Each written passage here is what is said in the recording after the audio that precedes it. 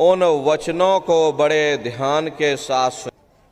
महात्माओं के सत्संग में कभी किसी जात और बिरादरी, किसी कौम या मजहब या किसी भी व्यक्ति और विशेष की कभी कोई निंदा, चुगली, आलोचना या किसी की यहाँ बुराई नहीं की जाती। सत्संग कैसे जानिए, जित एक नाम वखान। सत्संग वह जगह है जहाँ केवल शब्द या नाम का प्रचार किया जाता, मालिक से मिलने का प्रेम और प्यार पैदा किया जाता। इसीलिए प्रेमी भाई बहनों, हम आप परम सौभाग्यशाली हैं। ये अवसर हम लोगों को मिला हुआ, जो भी जाएं उन वचनों को बड़े ध्यान के साथ सुनिएगा और समझने की कोशिश करिएगा। हम भी ये प्रयास करेंगे कि आपको सरल से सरल भाषा में आप सभी को समझाया जा सके। प्रेमी भाई बहनों, यह मनुष्य शरीर के लिए दिया है ताकि हम जीते जी उस प्रभु की भक्ति करके अपनी जीवात्मा का कल्याण करा सकें। ये 5 तत्वों का पुतला, ये पंच भौतिक शरीर हम लोगों को एक निश्चित समय के लिए मिला हुआ। एक निश्चित समय को हम आप नहीं जानते हैं, किंतु जिसका ये मकान है, जिसका ये शरीर है, वो अवश्य ही जानता है। और समय पूरा हो जाने पर मकान मालिक जबरदस्ती इस मकान को खाली करवा लेगा। उस समय न जमीन जायदाद काम आएगी, ना ये धन और संपत्ति काम आएगी। जीवात्मा को निकाल करके इस शरीर से बाहर कर दिया जाएगा। ये शरीर हमारा आपका यहीं जमीन पर गिर पड़ेगा, क्योंकि जीवात्मा के निकल जाने के बाद में ये शरीर सिर्फ एक माटी का पुतला है, उससे ज्यादा कुछ भी नहीं। आप इस मिट्टी के पुतले को ले जा करके शमशान भूमि पर जला करके राख कर दोगे। हमारा आपका नाम, हमारी आपकी ये जात और बिरादरी, जिसके लिए हम लोग इतना लड़ते और झगड़ते थे, ये रुतवा, ये शानो शौकत उसी शमशान भूमि पर जल करके राख हो जाएगी। महात्मा प्रेम से जीवों को समझाते हैं कि भाई मिली नरदेह यह तुमको, बनाओ काज कुछ अपना और पचो मत आ इस जग में, जानियो रैन का सुपना। प्रेमी भाई बहनों, जैसे रात में हम लोग स्वप्न देखते हैं, हालांकि उस समय पर हमें स्वप्न सच मालूम पड़ता है, असली प्रतीत मालूम होता है, लेकिन जब हम लोग सुबह उठते हैं, जब हमारी आंखें खुलती हैं, तब हमें होश आता है कि नहीं भाई, हम तो स्वप्न देख रहे थे, ये सब भ्रम है। ठीक उसी प्रकार से ये दुनिया भी 10-20-100 साल का स्वप्न है। अब आप कहोगे हम जाग रहे, परंतु प्रेमी भाई बहनों, ऐसा हरगिज नहीं है। जिस दिन मौत का वक्त आएगा, हम लोग रोएंगे, हाय हाय करके चिल्लाएंगे कि हाय हमने सारी जिंदगी यूं ही स्वप्न में गुजार दी। जागने का समय तो अभी आया था, जो कुछ करना था अभी करना था। लेकिन प्रेमी भाई बहनों, अब पछताए होत क्या, जब चिड़िया चुग गई खेत। महात्मा प्रेम से जीवों को समझाते हैं कि भाई देह और ग्रेह सब झूठा, भरम में काहे को खपना, ये घर बार हमारा अपना नहीं, ये पराया देश है, ये शराए खाना है, ये मुसाफिर खाना है, ये शरीर भी तुम्हारा अपना नहीं है, ये भी काल का पिंजरा है, किराए का मकान है, पराया मकान है। किसी को 40-50 साल के लिए मिला, किसी को 80-90-100 साल के लिए मिल गया। जितने जितने श्वास उस मालिक ने बख्शे हैं, उसे भुगतने के बाद में हमें शरीर को यहीं छोड़ जाना। श्वास दुधारा नित्य ही जारी, एक दिन खाली चाम। प्रेमी भाई बहनों, एक तालाब पानी से चाहे कितना भी क्यों ना भरा हो, आप एक छोटी सी नाली काट कर खोल दीजिए, तालाब में छोटा सा छेद कर दीजिए, तो सारा पानी ही तालाब से बाहर निकल जाएगा। ठीक उसी प्रकार से हमारा ये शरीर भी श्वासों का भंडार है, और जब तक श्वासों का भंडार जारी है, तब तक हम दुनिया के काम काज में उलझे हुए, दुनिया के कारोबार में हम आप फंसे हुए।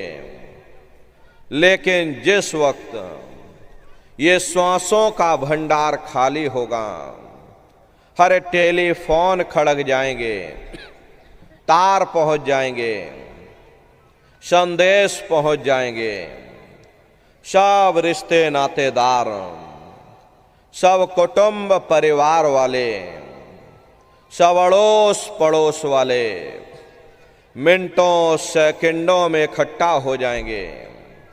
प्रेमी भाई बहनों, जिस शरीर से तुम इतना प्रेम किया करते थे, साबुन से मल मल करके नहाते थे, उसे कोई एक रात भी घर में रखने को तैयार नहीं होता।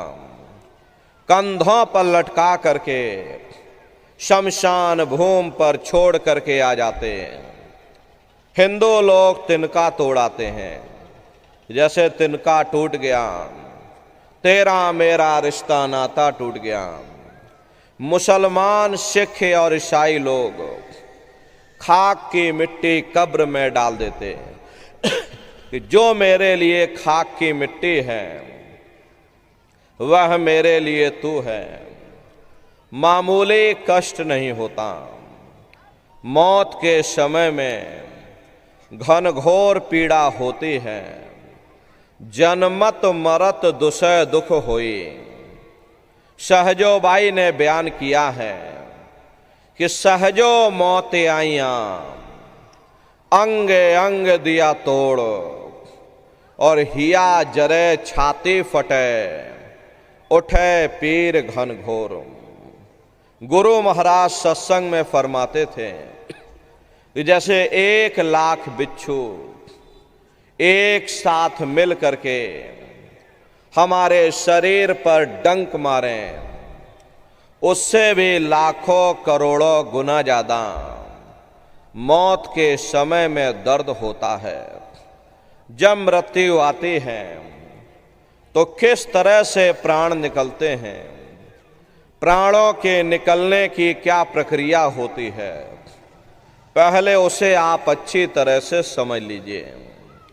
सिमटत भास श्वास उठ जावे, प्राणपति जब सिमट समावे, उस समय हमारी ये श्वासें रुक जाती हैं, शरीर की चेतना पीछे सिमटने लगती है।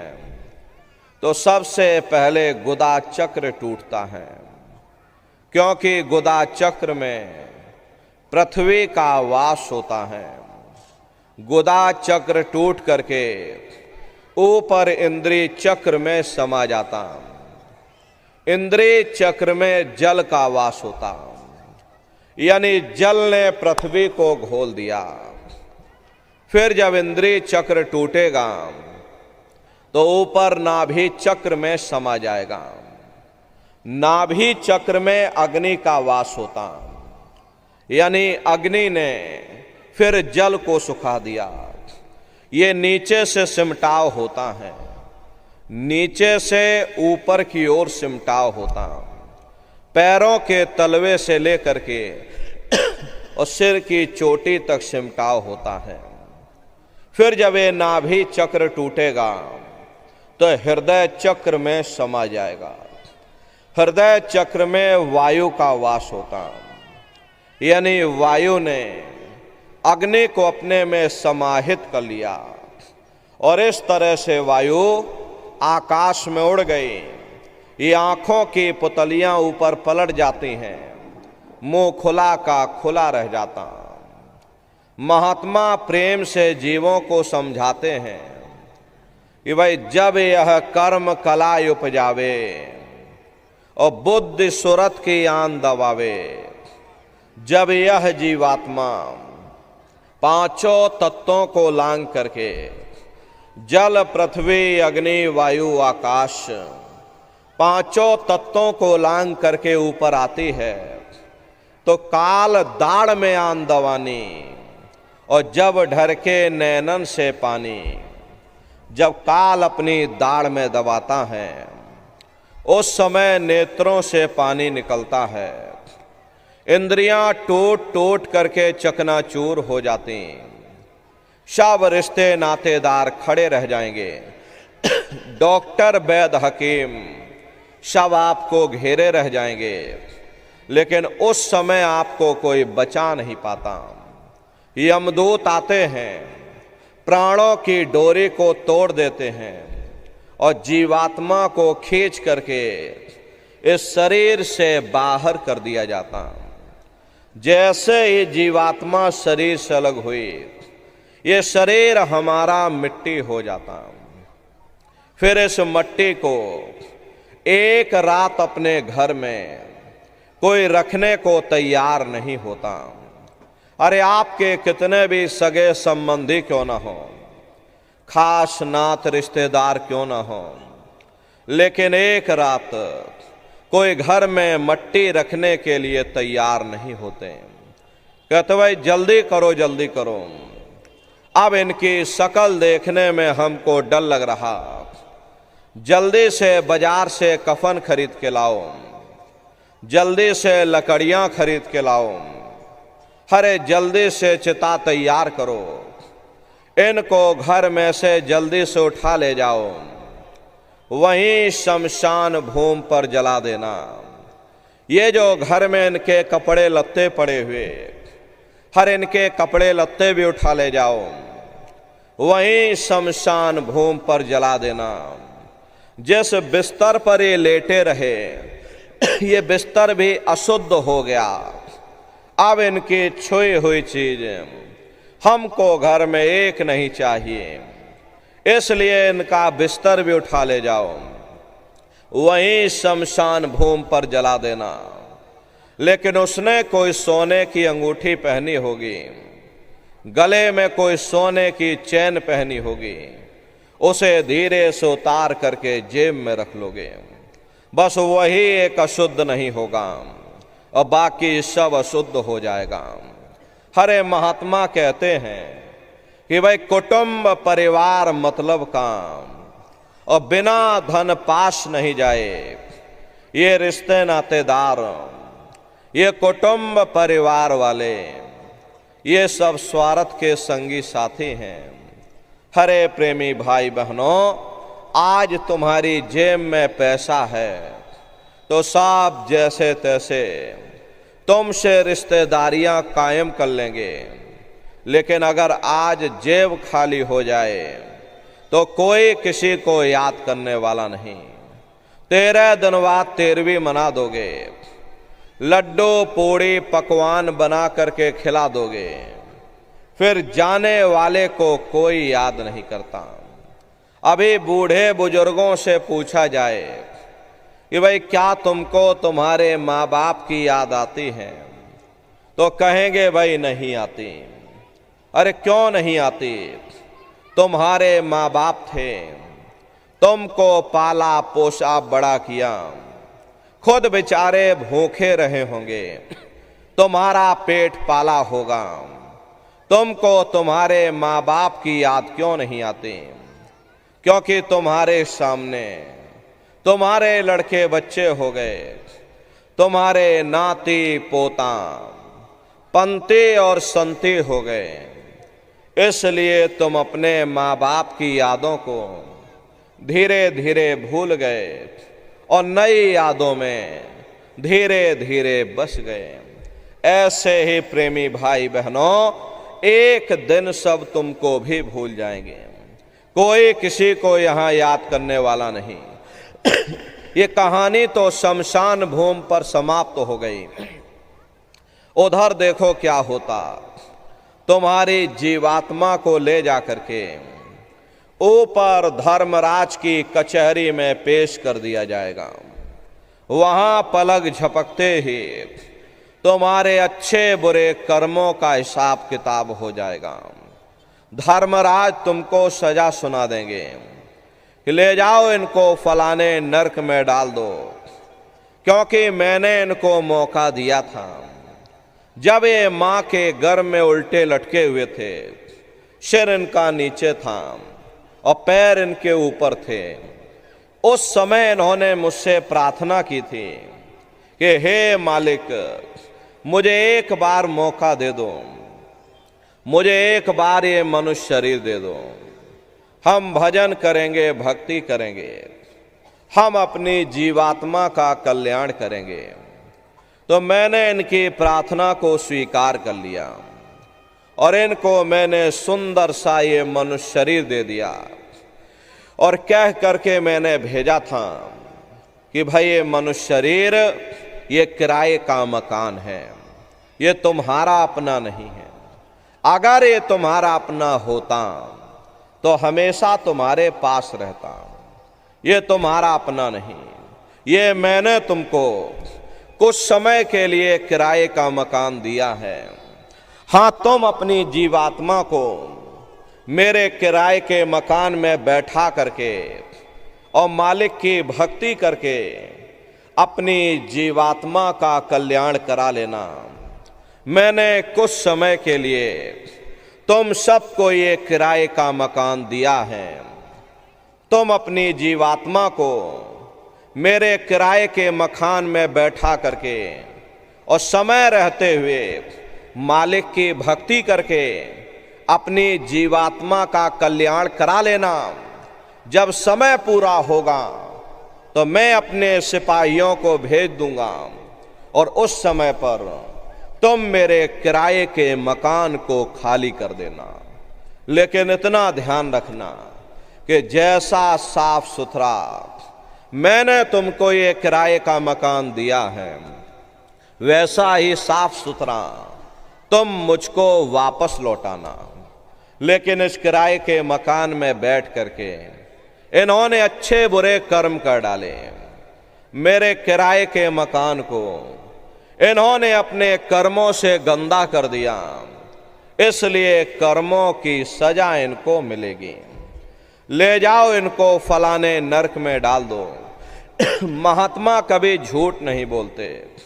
अरे महात्माओं ने जब साधना किया और साधना करके जब ऊपर गए और ऊपर जा करके जब उन्होंने नरकों का हाल देखा तो हमारी आपकी जानकारी के लिए उन्होंने धर्म ग्रंथों में लिख दिया कि लोह के खम्भ तपत के माही और जहां जीव को ले चिपटाई वहां लोहे के खंबे अग्नि से धधक धधक कर लाल हो रहे।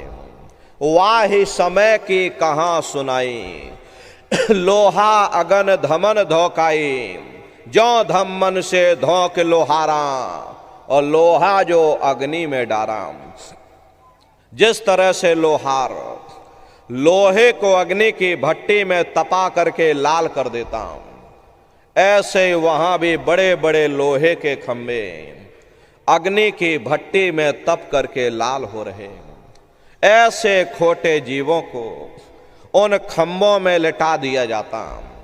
जीव हाय हाय करके चिल्लाता है, तड़फ तड़फ जीव जुलम बुखारी और तपत खम्भ दुखी उपजे भारी। असहनीय वेदना होती है, असहनीय दुख दर्द होता है। जीव वहां रोता और चिल्लाता रहता। लाखों लाख जोजन मील तक तुम्हारे रोने और चिल्लाने की आवाज नरकों से होकर के गुजरती है, लेकिन प्रेमी भाई बहनों, वहां कोई तुम्हारी पुकार सुनने वाला नहीं, कोई तुम्हारी दर्द भरी आवाज को सुनने वाला नहीं। ये दुर्दशा क्यों हो गई? क्योंकि हम लोग मनमुखी हो गए, मन के कहे पर चलने लग गए। मन के कहे पर चल करके अच्छे बुरे कर्म करने लग गए। कर्मों का ये जखीरा अंबार के अंबार हमने अपने सिर पर लाद लिए, आज उन्हीं कर्मों का भोग पा रहे। हरे महात्मा कहते हैं कि भाई नर के अनेक और हैं, कहाँ लग कहूँ बखान और दुख भोगते यह जीव जो जाने जो भोग समान। कहते भाई एक नरक नहीं, ऐसे वहां पर अनेकों अनेक नरक बने हुए, अलग अलग खोटे पाप कर्मों के वहां पर अलग अलग नरक बने हुए। ये जीव अपने अपने कर्म के अनुसार अनंतों अनंत युगों तक, वर्षों की बात नहीं कर रहे, अनंतों अनंत युगों तक जीव नरकों की यातनाओं को भोगता रहता। और नरकों की यातनाएं भोगने के बाद में इसी जीवात्मा को सीधे मनुष्य शरीर नहीं दिया जाता, बल्कि से 4 खान 84 लाख योनियों में डाल दिया जाता। जैसे बच्चा होता है, अब बच्चा पहले कक्षा 1 पास करेगा, फिर कक्षा 2 में जाएगा। ऐसे वहां पर भी पूरा चैनल बना हुआ। नरकों की यातनाओं को भोगने के बाद में इन्हीं जीवों को 4 खान 84 लाख योनियों में डाल दिया जाता। प्रेमी भाई बहनों, ये 4 खान 84 लाख योनियां, ये कोई मामूली योनियां नहीं होती। 4 खान का मतलब होता है अंडज पिंडज उपमज स्थावर, ये 4 खाने होती हैं। पहली श्रेणी तो इन पेड़ पौधों की आती हैं जिनके अंदर पानी का तत्व मौजूद होता है। कभी ये भी मनुष्य हुआ करते थे, लेकिन आज अपने कर्मों का भोग पा रहे हैं, एक जगह पर बेचारे पड़े हुए हैं, पेड़ पौधों की योनि में भटक रहे हैं।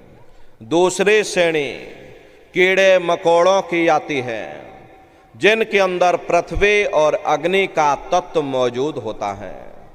तीसरी श्रेणी पंछियों की आती है, चौथी चौपाए जानवरों की आती है, और 5वीं स्वयं इंसान की आती है, जिसके अंदर 5 तत्व जल पृथ्वी अग्नि वायु आकाश 5 तत्व मौजूद होते हैं। प्रेमी भाई बहनों, ये 4 खाने हैं, इनकी अलग अलग कुल 84 लाख योनियां इनमें बटी होती हैं। अब आप पेड़ पौधों को देखिएगा तो आम का पेड़ अलग है, नीम का पेड़ अलग है, पीपल का पेड़ अलग है। ऐसे ही अलग अलग प्रजातियों के कीड़े मकोड़े, अलग अलग प्रजातियों के पशु और पंछी, कुल मिलाकर 84 लाख योनियां हैं। हम दुनिया के जीव नरकों की यातनाओं को भोगने के बाद में इन्हीं 84 लाख योनियों में डाल दिया जाता। मामूली कष्ट नहीं होता। अरे हमको आपको गर्मी लग गई तो हम लोग देखो छाया में आ गए, सर्दी लग गई कंबल रजाई ओढ़ लिया, भूख लग गई तो रोटी खा ली, बीमार हो गए तो अस्पतालों में चले गए, अपना अपना इलाज करवा लिया। लेकिन देखो उन जानवरों को, क्या गर्मी, क्या सर्दी और क्या बरसात, एक एक रोटी के टुकड़े के लिए बेचारे दर बदर रोड पर भटकते रहते। किसी का हाथ कट गया, किसी का पैर कट गया, किसी को जीते जी काट डाला, मुर्गी की गर्दन ही मरोड़ डाली। हर उनको भी दर्द होता है, उनको भी तकलीफ होती है, लेकिन वे बेचारे बेजुबान हैं, कुछ बोल नहीं पाते, कुछ बता नहीं पाते। हम लोगों के अंदर जुबान है, हम लोग बोल बता देते, वे सिर्फ रोते और चिल्लाते रहते हैं। अरे कौन उनकी पुकार सुनने वाला, कौन उनकी दर्द भरी आवाज को सुनने वाला? प्रेमी भाई बहनों, कोई सुनने वाला नहीं। हरे मादा बिच्छू होती है, मादा बिच्छू की मौत कैसे होती है? मादा बिच्छू जब अपने बच्चे को जन्म देती है तो उसी के बच्चे अपनी भूख को मिटाने के लिए अपनी माँ की पीठ पर चढ़ जाते हैं और उसी के मांस को नोच नोच करके खाते हैं। वो तड़फती रहती है, कराहती रहती है, लेकिन जब तक हड्डी हड्डी न बच जाए उसके बच्चे अपनी माँ की पीठ से नीचे नहीं उतरते। ऐसे न जाने कितने जीव जंतु इस संसार में भरे पड़े हुए दुख और कष्टों को सह रहे हैं। अरे कई जन्म भय कीट पतंगा, कई जन्म भय मीन कुरंगा, कई जन्म पंखी सर्फोयो, कई जन्म है वर वृक्ष जोयो, मिल जगदीश मिलन की वरिया और चिरंकार यह देश सजरिया। करोड़ों करोड़ युगों से हम आप नरकों की यातनाओं को भोगने के बाद में फिर कभी कीड़े पतंगों की योनि में, कभी पेड़ पौधों की योनि में, तो कभी पशु और पंछियों की योनि में भटका खाते हैं। प्रेमी भाई बहनों, 84 लाख योनियों की सबसे जो आखिरी योनि होती है वो गाय और बैल की योनि होती है। गाय स्त्री का रूप लेती है और बैल पुरुष का रूप लेते हैं। ये 84 लाख योनियों की सबसे आखिरी योनि यानी अंतिम पायदान होता है। उसके बाद तब जाकर के हम लोगों को दोबारा फिर से मनुष्य शरीर प्राप्त होता। इसीलिए कहा गया है कि बड़े भाग्य मानुष तन पाया और कोट जन्म जब भटका खाया। कोटान कोट जन्म जन्मांतरों तक अलग अलग योनियों में भटकने के बाद में तब बड़े सौभाग्य से तुम लोगों को ये मनुष्य शरीर प्राप्त हुआ। लेकिन बड़े अफसोस की बात है कि जैसे किसी को हीरा मिल गया, उसे हीरे की परख नहीं थी, उसने हीरे को गधे के गले में बांध दिया। ठीक उसी प्रकार से ये मनुष्य शरीर उत्तम से उत्तम है, लेकिन इंसान इसकी कद्र नहीं करता। खाने पीने ऐसो इशरत में अपने कीमती समय को और श्वासों की पूंजी को बर्बाद कर देता। महात्मा प्रेम से जीवों को समझाते हैं कि भाई बड़े सौभाग्य से तुम लोगों को ये मनुष्य शरीर मिला है। बड़े से बड़े देवी और देवता भी इस मनुष्य शरीर को पाने के लिए तरसते हैं, क्योंकि उन नरकों से और इन 84 से निकलने का केवल एक ही दरवाजा है, वह केवल मनुष्य का शरीर है। इसे मनुष्य रूपी मंदिर में बैठ करके हम उस परमात्मा की भक्ति कर सकते।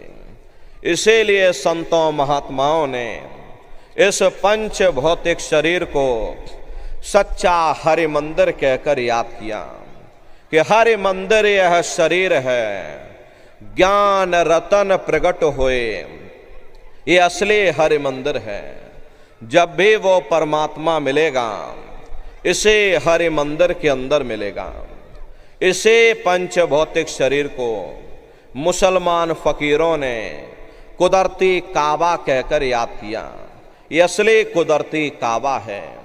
इसे पंच भौतिक शरीर को ईसा मसीह साहब ने टेम्पल ऑफ लिविंग गॉड यानी जिंदा ईश्वर का मंदिर कहा। इसे पंच भौतिक शरीर को गुरु नानक साहब ने नर नारायणी देह कहकर याद किया। ये वो देह है जिसमें नारायण स्वयं विराजमान हैं। वो नारायण जब भी मिलेंगे तुम्हें तुम्हारे अंदर मिलेंगे। यही कबीर साहब ने लिखा है कि जो तिल माही तेल है, जो चकमक में आग, तेरा साईं तुझ में और जाग सके तो जाग। जिस तरह से तिल में तेल होता है, पत्थर में अग्नि होती है, ठीक उसी तरह से वो मालिक हर एक के घट घट में, हर एक के वजूद के अंदर बैठा हुआ। यही आपके धर्म पुस्तकों में भी लिखा है, अरे मोको का धूड़े रे बंदे, मैं तो तेरे पास में, और ना तीरथ में ना मूरत में, मैं तो हो विश्वास में। ना मैं तीरथ में मिलूंगा, ना मैं मूरत में मिलूंगा, ना मैं अन्य किसी कर्म कांड में मिलूंगा, ना मैं ग्रंथों में मिलूंगा, ना मैं पोथियों में मिलूंगा, ना ही मैं किताबों में मिलूंगा। चाहे सारी उम्र बैठ करके तुम गा बजा करके किताबें पढ़ते रहो, खूब दोहा चौपाई गाओ, हरे मैं जब भी मिलूंगा तो मैं तुम्हारे अंदर मिलूंगा। प्रेमी भाई बहनों, बड़ी सीधी सी बात है। ये अगर खाना बनाने की किताब सारी उम्र बैठ करके पढ़ते ही रहोगे कि भाई खाना ऐसे बनता है और खाना वैसे बनता है, खाने में नमक डाला जाता है और खाने में तेल डाला जाता है, तो कभी तुम्हारा पेट नहीं भर सकता। जब तक आप खाना बनाओगे नहीं, उसे स्वयं खाओगे नहीं, कभी तुम्हारा पेट नहीं भर सकता। हम वेदों की निंदा नहीं करते, हम ग्रंथों की निंदा नहीं करते, हम गीता कुरान और बाइबल की निंदा नहीं करते। अरे वेद शास्त्र गीता कुरान और बाइबल कहते हैं कि भाई मनुष्य के अंदर अंड खंड ब्रह्मांड हैं, स्वयं वो परमात्मा इसके अंदर बैठा हुआ। चलो अंदर चलो, अंदर चल करके उस परमात्मा का दर्शन दीदार करो। अब सवाल ये उठता है आखिर इस हरि मंदिर के अंदर जा करके हम अपने अंदर जा करके उस परमात्मा का दर्शन कैसे करेंगे? तो इसके लिए संतों महात्माओं ने केवल 3 साधन बताए। साधन 3 सार अनुवर्णे और साधन सब थोथे मान। इस कलयुग में उस मालिक को प्राप्त करने के लिए महात्माओं ने केवल 3 साधना बताई। पहला है सुमरन, दूसरा है ध्यान और तीसरा है भजन। सुमरन कहते हैं मालिक को याद करना, ध्यान कहते हैं अपनी दिव्य दृष्टि को खोलना, और भजन कहते हैं कान में उंगली डाल करके उस शब्द को सुनना, उस नाम को सुनना, उस देववाणी आकाशवाणी को सुनना जो 24 घंटे तुम्हारे अंदर गूंज रही। प्रेमी भाई बहनों, ये सुरत शब्द नाम योग की साधना है। इस साधना का भेद सबसे पहले कबीर साहब आए, जिन्होंने इस भेद को जाहिर किया। उसके बाद गुरु नानक साहब आए। गुरु नानक साहब ने भी सुरत शब्द नाम के भेद को जाहिर किया। उसके बाद और भी महात्मा आए, कबीर, नानक, दादू दरिया, भीखा, रविदास, पलटू, जगजीवन। चित्रकूट में आप चले जाइए, गोस्वामी जी महाराज, जिन्होंने रामचरित्र मानस बनाई, उन्होंने भी सुरत शब्द नाम के भेद को जाहिर किया। राजस्थान की धरती पर देखो मीराबाई हुई, सहजोबाई हुई, उन्होंने भी उस मालिक को पाया तो सुरत शब्द नाम योग की साधना करके पाया। सुरत कहते हैं जीवात्मा को, और शब्द कहते हैं उस आवाज को जिसको पकड़ करके ये जीवात्मा ऊपर से नीचे आई है। प्रेमी भाई बहनों, हम लोग ऊपर से नीचे कैसे आए, कैसे नीचे आकर संसार में फंस गए, जरा समझना होगा कि भाई आखिर हम लोग कौन हैं और कैसे हम लोग इस मृत लोक में आकर के फंस गए। प्रेमी भाई बहनों, पहले कुछ नहीं था। पहले ना हम थे ना आप थे, न ये जमीन थी ना ये आसमान था, न देवी थे ना देवता थे। पहले कुछ नहीं तो पहले कौन था? आपकी धर्म पुस्तकों में लिखा है कि एक यानी अनामा। अब उस मालिक की मौज मर्जी उठी, उन्होंने 3 लोकों का विस्तार किया, यानी और सतलोक की रचनाओं का विस्तार सतपुरुष भगवान ने अपनी मौज मर्जी से किया। उन्होंने अपनी आवाज पर अनंतों अनंत ब्रह्मांडों की रचना की और अपने 16 पुत्रों को नीचे उतार दिया। निरंजन भगवान, जिनको दुनिया ईश्वर कहती है, सतपुरुष भगवान के ये सबसे छोटे पुत्र हैं। इन 16 पुत्रों ने नीचे आकर घनघोर तपस्या की और अपने पिता को प्रसन्न करके, यानी सतपुरुष भगवान को प्रसन्न करके सतलोक के समान राज मांग लिया। राज चेतन पर किया जाता है, जड़ पर राज नहीं किया जाता। इसीलिए इन रूहों का, जीवात्माओं का छोटा सा भंडार वरदान के रूप में दे दिया गया। जब जीवात्माएं ऊपर से नीचे उतारी जाने लगी, जब हमको आपको ऊपर से नीचे उतारा जाने लगा, तो हम लोग घबराने लगे। उस समय सतपुरुष भगवान ने आदेश किया कि तुम जाओ, जाकर नीचे आराम से रहो, और जब समय पूरा होगा तब तुम वापस अपने देश चले आना। सतपुरुष के आदेश पर ये रूहें, ये जीवात्माएं, यानी हम और आप ऊपर से नीचे आने को तैयार हो गए। सबसे पहले 4 प्रकार के कपड़े हमारे आप के ऊपर डाले गए। कारण कपड़ा, सूक्ष्म कपड़ा, लिंग कपड़ा और स्थूल कपड़ा। ये 4 प्रकार के कपड़े जीवात्माओं के ऊपर पहनाए गए और शब्द को पकड़ा करके मंडल दर मंडल इसी जीवात्मा को, यानी कि हमको आपको नीचे उतारते चले गए, और इसी मृतलोक में दोनों आंखों के मध्य भाग में, इसी स्थूल शरीर में हमको आपको बैठा दिया गया। जब जीवात्माएं ऊपर से नीचे आ गई, जब हम आप ऊपर से नीचे यहाँ आ गए, उस समय सतयुग का समय था। सतयुग योगी सब विज्ञानी, करे हरि ध्यान तरें भव प्राणी। उस समय सब ज्ञानी और विज्ञानी थे, सबकी आंख कान खुली हुई थी, रोज मालिक का दर्शन करते थे, रोज आते रोज जाते, और जब समय पूरा हो जाता ये जीवात्माएं अपने देश वापस लौट जाती, फिर कभी लौट करके मृत लोक में वापस नहीं आती। ऐसे न जाने कितनी जीवात्माएं वापस लौट गई। तब निरंजन भगवान ने विचार किया कि हमने इतनी तपस्या की, वरदान के रूप में जीवात्माओं का छोटा सा भंडार उनसे मांग लिया।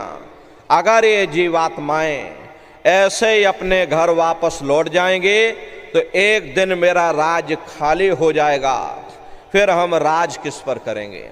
तो उन्होंने बड़ी होशियारी के साथ कर्मों का विधान बना दिया और कर्मों का विधान बना करके मृतलोक में सुना दिया गया कि भाई ये पुण्य कर्म है, ये पाप कर्म है, ये शुभ कर्म है, ये अशुभ कर्म है। और जीवात्माओं को कह दिया कि काल रूप में तिन कर भ्राता, शुभ अशुभ कर्म फल दाता। यानी मैं काल रूप हूं, शुभ अशुभ कर्मों का मैं फल दूंगा। यानी कर्म करने की स्वतंत्रता हमको आपको दे दी गई और फल देने का अधिकार इन्होंने अपने हाथों में रख लिया। धीरे धीरे ये जीवात्माएं कर्मों की बेड़ियों में जकड़ती चली गई। जिस नाम की डोरी को पकड़ करके, जिस शब्द को पकड़ करके ये जीवात्माएं ऊपर से नीचे यहाँ आई थी, कर्मों के कारण वो नाम की डोरी हाथ से छूट गई, वो शब्द की डोरी हाथ से छूट गई। तब से लेके आज तक न जाने कितने युग और कल्प बीत गए, हम लोग यहीं पर भटका खा रहे हैं। सतयुग त्रेता द्वापर बीता और काहू ने जाना शब्द की रीता। प्रेमी भाई बहनों, न जाने कितने युग कल्प बीत गए, हम लोग यहीं पर भटका खा रहे हैं। अगर वो नाम की डोरी हाथ में आ जाए, शब्द की डोरी हाथ में आ जाए, तो शब्द कर्म की रेख कटावे और शब्द शब्द में जाए मिलावे। शब्द वो साबुन है जो तुम्हारे कर्मों को साफ कर देगा और तुम्हें शब्द दर शब्द, मंजिल दर मंजिल अपने घर वापस पहुंचा देगा। तो प्रेमी भाई बहनों, ये सुरत शब्द नाम योग की साधना है। इस साधना की 3 क्रियाएं हैं, सुमरन, ध्यान और भजन। तो कैसे आप लोग सुमरन करोगे, कैसे आप लोग ध्यान करोगे और कैसे आप लोग भजन करोगे, जरा बैठ करके अच्छी तरह समझिएगा और फिर घर पर जा करके आप लोग करिएगा। तो प्रेमी भाई बहनों, सबसे पहले सुमरन कैसे किया जाएगा। सुमरन करने के लिए एक माला आप लोग ले लेना। ये देखिए प्रेमी भाई बहनों, 108 दाने की ये माला है। अपने अपने घरों में बैठ करके बाहर से अपनी आंख को बंद कर लेना और दोनों आंखों के मध्य भाग में अपने ध्यान को रोक करके और दाने दाने पर जय गुरुदेव नाम का उच्चारण करिएगा। हर दाने पर जय गुरुदेव नाम, हर दाने पर जय गुरुदेव नाम, जय गुरुदेव जय गुरुदेव जय गुरुदेव, कुल 108 बार करिएगा। दोबारा इसी जगह फिर वापस आ जाओगे। जब आप जय गुरुदेव नाम का उच्चारण करोगे तो दोनों आंखों के मध्य भाग में अपने ध्यान को रोक करके और दाने दाने पर जय गुरुदेव नाम का उच्चारण करिएगा। जिसको आप याद कर रहे हो, एक समय ऐसा आएगा वो अंतर में तुम्हारे सामने प्रकट हो जाएगा। उसके स्वरूप को देख लेना, फिर उसी के स्वरूप को याद करके जय गुरुदेव नाम का सुमरन सभी नए प्रेमी भाई बहन करिएगा। दूसरी बार फिर यहीं से जय गुरुदेव नाम का सुमरन, तीसरी बार फिर यहीं से जय गुरुदेव नाम का सुमरन। इस तरह से कुल 8 बार जय गुरुदेव नाम का सुमरन सभी नए प्रेमी भाई बहन करिएगा। 8 बार करने के बाद ये माला आप रख देना। प्रेमी भाई बहनों, ये जय गुरुदेव नाम किसी साधारण इंसान का नाम नहीं है, ये स्वयं उस अनामी महाप्रभु का नाम है। समय समय पर संत महात्मा अपने अपने समय पर आकर के अपनी साधना के द्वारा उस मालिक के नाम को जगाते हैं, उस मालिक के नाम को सिद्ध करते हैं। जैसे कबीर साहब आए, कबीर साहब ने साहिब नाम सिद्ध किया।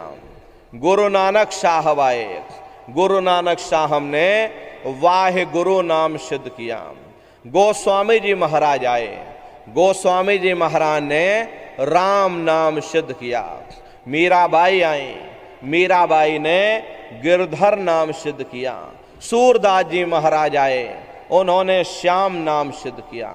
इसी तरह से हमारे गुरु महाराज जय गुरुदेव नाम सिद्ध करके गए। जय गुरुदेव नाम का जहाज लगा कर गए।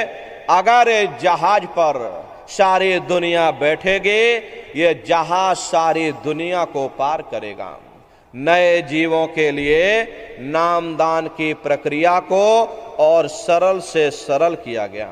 वरना बहुत से पुराने पुराने प्रेमी बैठे हैं और अगर उनसे पूछ लिया जाए कि भाई जरा नाम रूप स्थान गाजे बाजे बता दो, वो तक भूल जाते हैं।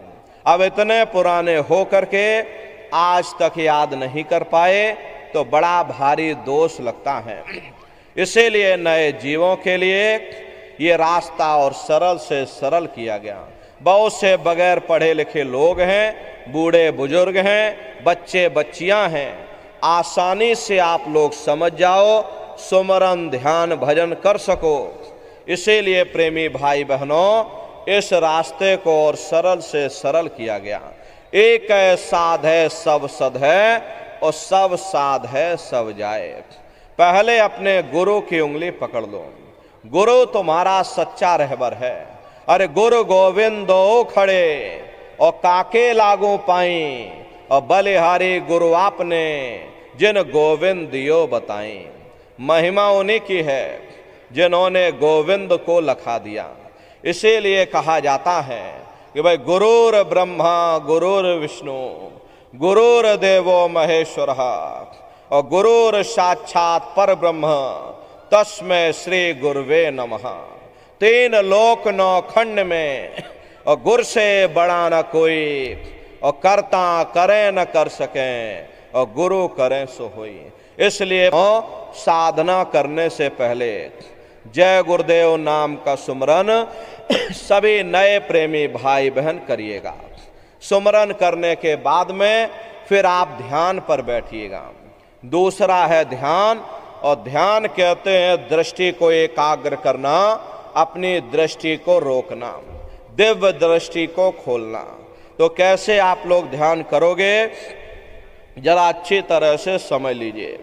अपने अपने घरों में पलथी मार करके बैठ जाना। शरीर को ज़्यादा टाइट मत करिएगा। प्रेमी भाई बहनों, ढीले बदन से आप लोग बैठिएगा। अगर आप शरीर को टाइट कर दोगे तो शरीर आपका थक जाएगा और फिर शरीर ढीला पड़ जाएगा। इसलिए पहले से ही अपने शरीर को बिल्कुल ढीला छोड़ देना। जितना आराम से आप लोग बैठोगे उतना आपके लिए अच्छा रहेगा।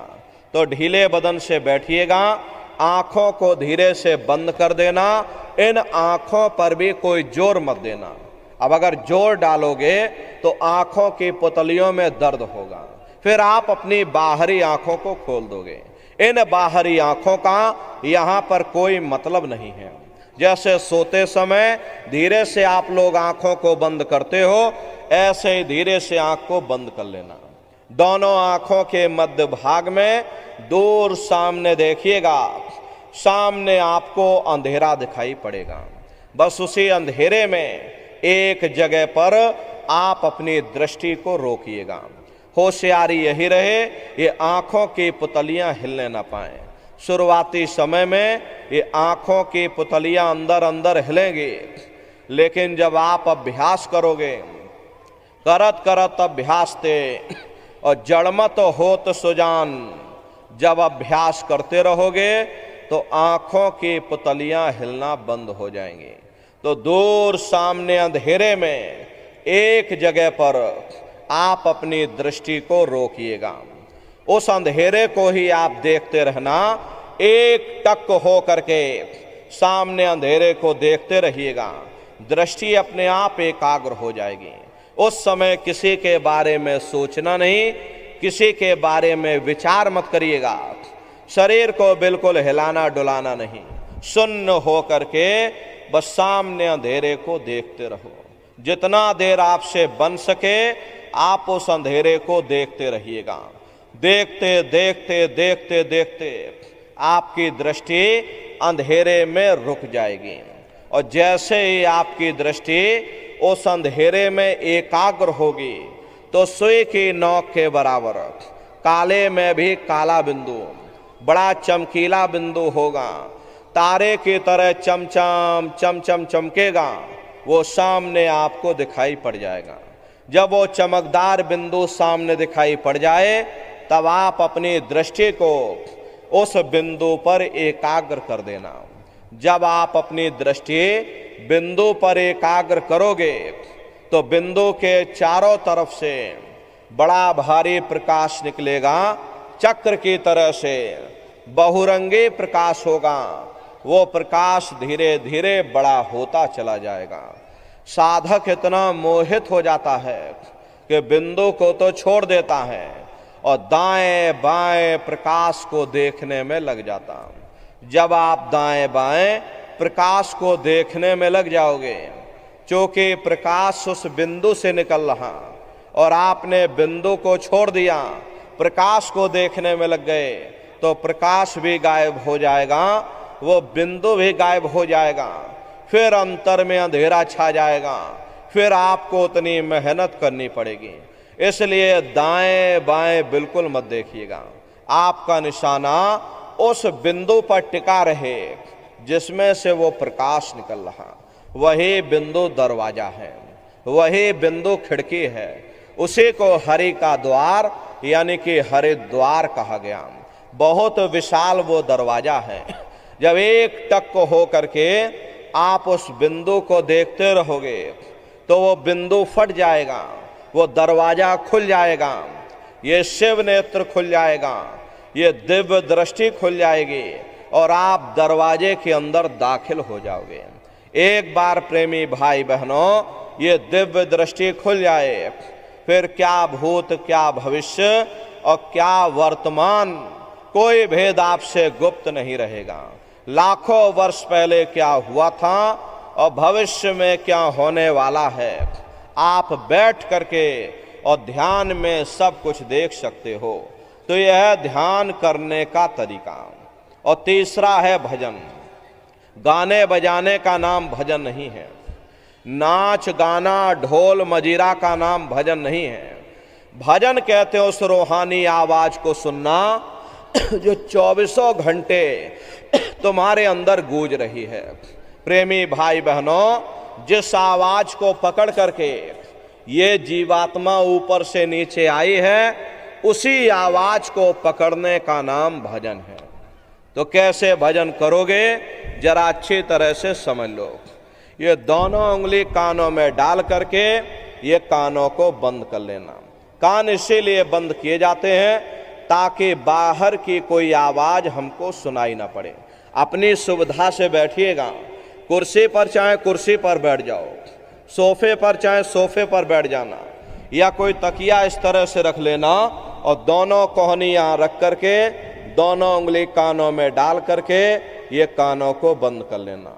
बहुत सी हमारी माताएं बहनें हैं, बूढ़े बुजुर्ग हैं, आपके घुटनों में दर्द होता होगा या रीढ़ की हड्डी में दर्द होता होगा और आप बैठ करके भजन नहीं कर पाते हो, तो आप लेट करके भजन करिएगा। ऐसे सीधे लेट जाना और लेटे लेटे आंख और कान को बंद कर लेना। मतलब तो आंख और कान को बंद करना है, चाहे आप लेट करके करो चाहे आप बैठ करके करो। यही कहा गया कि भाई आंख कान मुख बंद कराओ, अनहद झिंगा शब्द सुनाओ।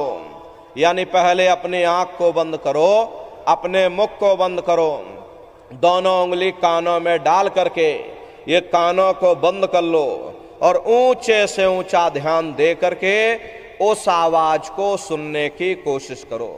प्रेमी भाई बहनों, जब आप अपने कानों को बंद करके और ऊंचा ध्यान दे करके गौर से सुनोगे तो आपको ऐसा अनुभव होगा कि कहीं सीटी जैसी आवाज हमारे कानों में बज रही है। टी, इस तरह से सीटी जैसी आवाज शुरू में आप सभी को सुनाई पड़ेगी। करना कुछ नहीं है, लेटे हो चाहे बैठे हो, बस आप उस आवाज को सुनते रहना और सुनते सुनते उसी में लीन हो जाओ। जब आप उसमें लीन हो जाओगे तो कुछ समय बाद में दोबारा आपको अनुभव होगा कि कहीं बड़ी दूर से एक महीन आवाज, घंटे और शंख की आवाज हमारे कानों में बज रही। जैसे मंदिरों में घंटियां बजती हैं, टन टन टन, तो बाहर तो आपने नकल किया। महात्माओं ने कहा था ये शरीर तुम्हारा सच्चा हरि मंदिर है। इसी हरि मंदिर के अंदर 24 घंटे वो घंटे और शंख की आवाज गूंज रही। उसी घंटे शंख की आवाज को महात्माओं ने शब्द कहा। अरे आपकी धर्म पुस्तकों में लिखा है कि पोथी पढ़ पढ़ जग मुआ और पंडित भया न कोई, और 2.5 अक्षर प्रेम का पढ़े सो पंडित होई। दुनिया वाले कहते हैं कि 2.5 अक्षर का मतलब प्रेम है। प्रेम नहीं है, प्रेम में तो मात्रा लगी हुई है। यहां पर जिस 2.5 अक्षर का वर्णन उन महात्माओं ने किया था वो है शब्द शा आदा बा और दाम। उसी शब्द को महात्माओं ने नाम कहा। कलयुग जोग न यज्ञ न ज्ञाना, एक आधार नाम गुण गाना। कलयुग में न योग है, न यज्ञ है, न ये ज्ञान है। कलयुग में क्या है? कलयुग केवल नाम आधारा, और सुमेर सुमेर नर उतर ही पारा। कलयुग में केवल नाम का आधार है।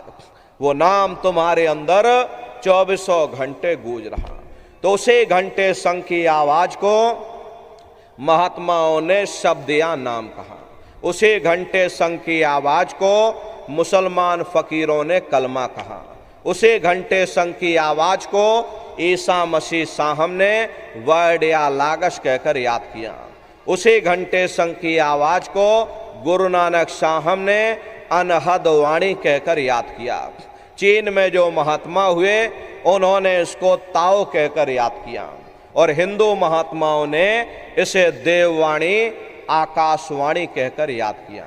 उन अलग अलग महात्माओं ने अपनी अपनी भाषा में हम लोगों को समझाने की कोशिश की है कि भाई वो घंटे शंख की आवाज तुम्हारे सब के अंदर गूंज रही है, वो आवाज आपको सुनाई पड़ेगी। लेकिन शुरुआती समय में आपको ऐसा मालूम पड़ेगा कि कहीं बड़ी दूर पर घंटियां बज रही, टन टन टन, लेकिन सुनाई हर एक को पड़ेगी। प्रेमी भाई बहनों, जब घंटे और शंख की आवाज आपको सुनाई पड़ने लग जाए तब आप सीटी की आवाज को छोड़ देना और घंटे शंख की आवाज को पकड़ लेना, उसको आप सुनने लग जाना। जब आप उसको सुनने लग जाओगे तो वो आवाज धीरे धीरे बढ़ना शुरू होगी, और बढ़ते बढ़ते इस कदर बढ़ेगी कि आपके रोम रोम में घंटे और शंख की आवाज गूंजने लग जाएगी। बड़े घनघोर आवाज होती है, बड़े मधुर वो आवाज होती है। ये जो दुनिया के गाने और संगीत आप लोग बाहर सुनते हो, उस रूहानी संगीत के सामने ये दुनिया के संगीत कुछ नहीं है।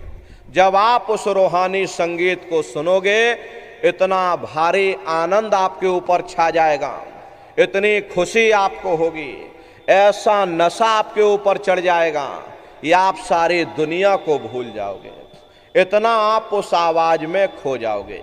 प्रेमी भाई बहनों, शंकर भगवान को वही नशा चढ़ा था। शंकर भगवान कोई गांजा भांग नहीं पीते थे। ये तो हमने आपने शंकर भगवान को भी बदनाम कर दिया कि शंकर भगवान गांजा भांग पीते थे, तो चलो हम भी गांजा भांग पिएंगे। लेकिन ऐ नारियों, शंकर भगवान ने कभी गांजा भांग नहीं पिया। शंकर भगवान जिस नशे में लीन रहते थे वो नाम का नशा था, वो ध्यान का नशा था, वो भक्ति का नशा था। जब आप उस आवाज को सुनोगे तो आपको भी वो नशा चढ़ जाएगा, क्योंकि उस आवाज में चुंबक है। जब आप उस आवाज को सुनोगे तो वो आवाज आपको अपनी ओर खींचेगी, और जब खिंचाव होगा तो जीवात्मा का फैला हुआ प्रकाश ये 9 दरवाजों से सिमटने लगेगा। अब ये 9 दरवाजे कौन कौन से हैं? देखो प्रेमी भाई बहनों, दो आंख, दो कान, दो नाक के सुराख, एक मुंह और दो मलमूत्र का रास्ता। ये शरीर के 9 दरवाजे हैं। सबसे पहला दरवाजा गुदा चक्र आता है। गुदा चक्र में गणेश जी वास करते हैं। गणेश जी वहां के मालिक हैं। ये 4 दल का कवल है। यहाँ पर पृथ्वी तत्व पाया जाता है। उसके ऊपर इंद्रिय चक्र आता है। इंद्रिय चक्र में ब्रह्मा जी वास करते हैं। ये 6 दल का कवल है। यहाँ पर जल तत्व पाया जाता है। उसके ऊपर ये नाभि चक्र आता है। नाभि चक्र में विष्णु जी वास करते हैं। ये 8 दल का कवल है। यहाँ पर अग्नि तत्व पाया जाता है। उसके ऊपर ये हृदय चक्र आता है। हृदय चक्र में शिव जी वास करते हैं। ये 12 दल का कवल है। यहाँ पर वायु तत्व पाया जाता है। अरे वास तो वो ऊपरी मंडलों में, ऊपरी लोकों में करते हैं, लेकिन उनका प्रकाश, उनकी किरणें इन चक्रों पर पड़ती हैं। उसी के ऊपर एक कंठ चक्र आता है। यहाँ पर आद्या महाशक्ति की किरणें पड़ती हैं। ये 16 दल का कवल है। और आप सबसे ऊपर, तुम्हारी जीवात्मा सबसे ऊपर दोनों आंखों के मध्य भाग में बैठी है, जहां पर देवियां बिंदी लगाती हैं और पुरुष जहां पर टीका लगाते हैं। ये बिंदी और टीका यहाँ पर हम लोग इसीलिए लगाते हैं क्योंकि यहीं पर हमारी ये जीवात्मा बैठी हुई, ये 10वां द्वार है जहां पर जीवात्मा बैठी हुई, उसका श्रृंगार किया जाता है। तो प्रेमी भाई बहनों, ये 10वां द्वार है जहां पर तुम्हारी ये जीवात्मा बैठी है। इसी 10वें दरवाजे पर बैठ करके ये जीवात्मा अपने प्रकाश को 9 दरवाजों में फैलाती है, जिससे आपका ये शरीर चलता है, आपके हाथ और आपके पांव चलते हैं। जब आप भजन करोगे और घंटे शंख की आवाज को सुनोगे तो उस आवाज में चुंबक है, वो आवाज आपको अपनी ओर खींचेगी। और जब खिंचाव होगा तो जीवात्मा का फैला हुआ प्रकाश ये 9 दरवाजों से सिमट करके यही 10वें दरवाजे पर इकट्ठा हो जाएगा। और जैसे ही सारी चेतना, सारी शक्ति यहाँ पर इकट्ठी हुई, तुरंत शब्द जीवात्मा को खींच करके इस शरीर से बाहर कर देगा। फिर आप अपनी आंखों से देखिएगा, ये हमारा शरीर ये है और हम ये खड़े हैं।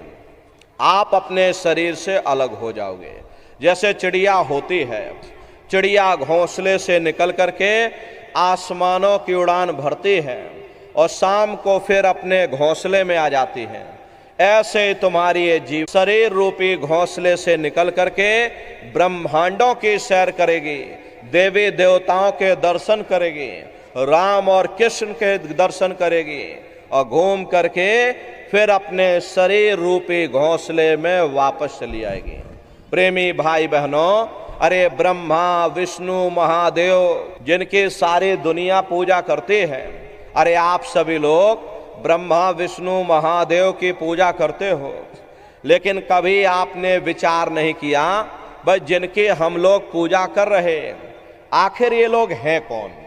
आपने बहुत कथाएं सुनी होंगी, बहुत भागवतों में आप गए होंगे, लेकिन कभी आपने ये नहीं सोचा भाई जिनकी सारी दुनिया पूजा कर रही, आखिर ये ब्रह्मा विष्णु महादेव कौन हैं? ये कहाँ पर रहते हैं? ये क्या काम करते हैं? इनके माँ बाप कौन हैं? राम कौन है? कृष्ण कौन है? ईश्वर कौन है? ब्रह्म कौन है? और पार ब्रह्म कौन है? ये लोग कहाँ पर रहते हैं? तो जरा संक्षिप्त में आप लोग समझिएगा, क्योंकि अगर हम इसका वर्णन करेंगे तो लाखों वर्ष हमको लग जाएंगे। एक लोक का वर्णन नहीं हो पाएगा, इतने विशाल लोक ऊपर बने हुए। लेकिन संक्षिप्त में हम आपको बता रहे हैं कि किन किन मंडलों को पार करते हुए तुम्हारी ये जीवात्मा अपने 5वें मंडल पर यानी कि सचखंड में पहुंचेगी।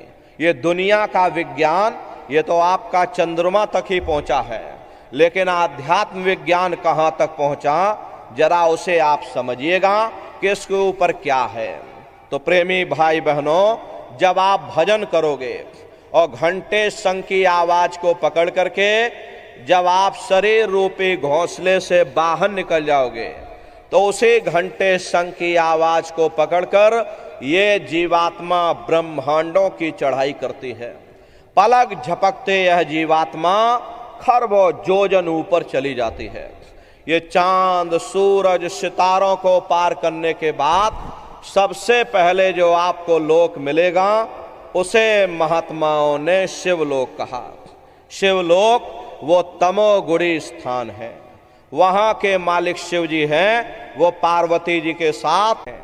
शिव जी का दर्शन करने के बाद फिर जब आप ऊपर चढ़ोगे उसी के ऊपर ब्रह्मा जी का लोक आएगा।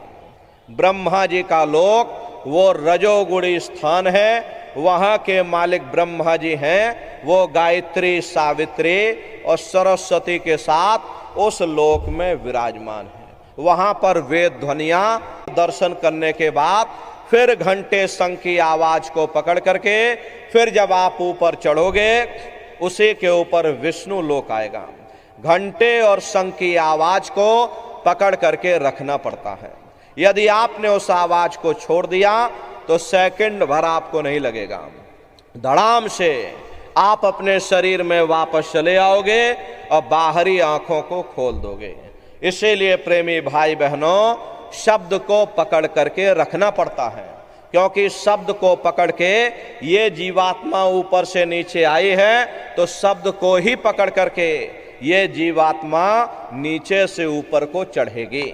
तो प्रेमी भाई बहनों, ब्रह्मा जी का दर्शन करने के बाद फिर घंटे शंख की आवाज को पकड़ करके फिर जब आप ऊपर चढ़ोगे उसी के ऊपर विष्णु लोक आएगा।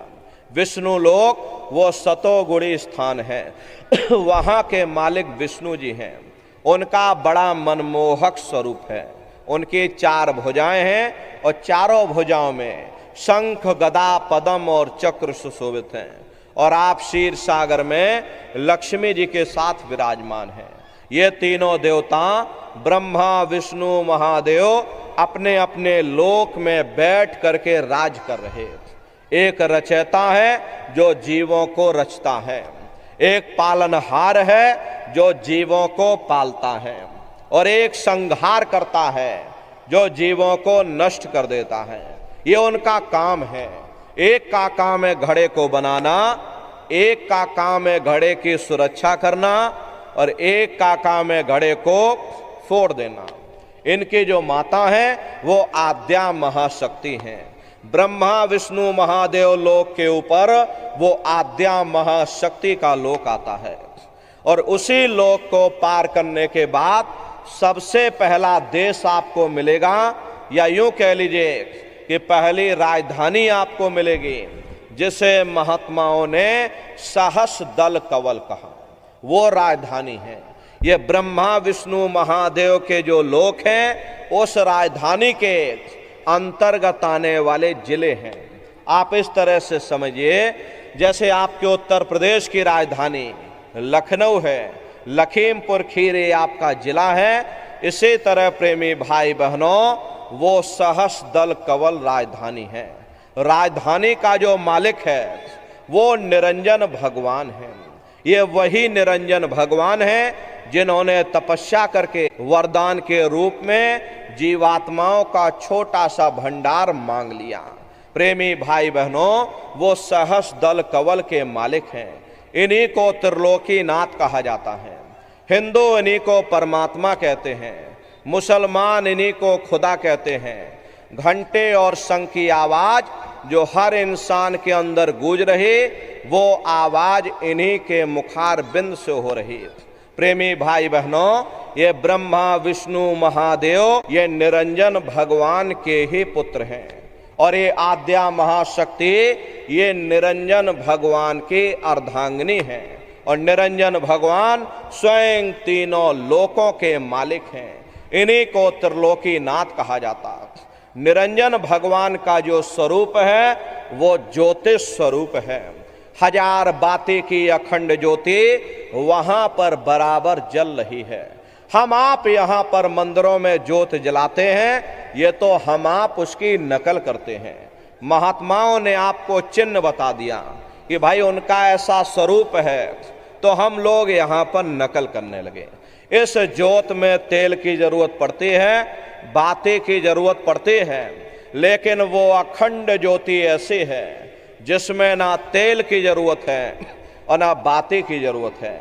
पलटू साहब ने जिक्र किया है कि उल्टा कुआ गगन में और तिसमें जरे चिराग, और तिसमें जरे चिराग, बिना रोगन बिन बाती, और 6 ऋतु 12 मास जरत रहे दिन राती, और सतगुर मिले जो होए ताहि की नजर में आवे, और बिन सतगुर नहीं कोई वाह को दर्शावे।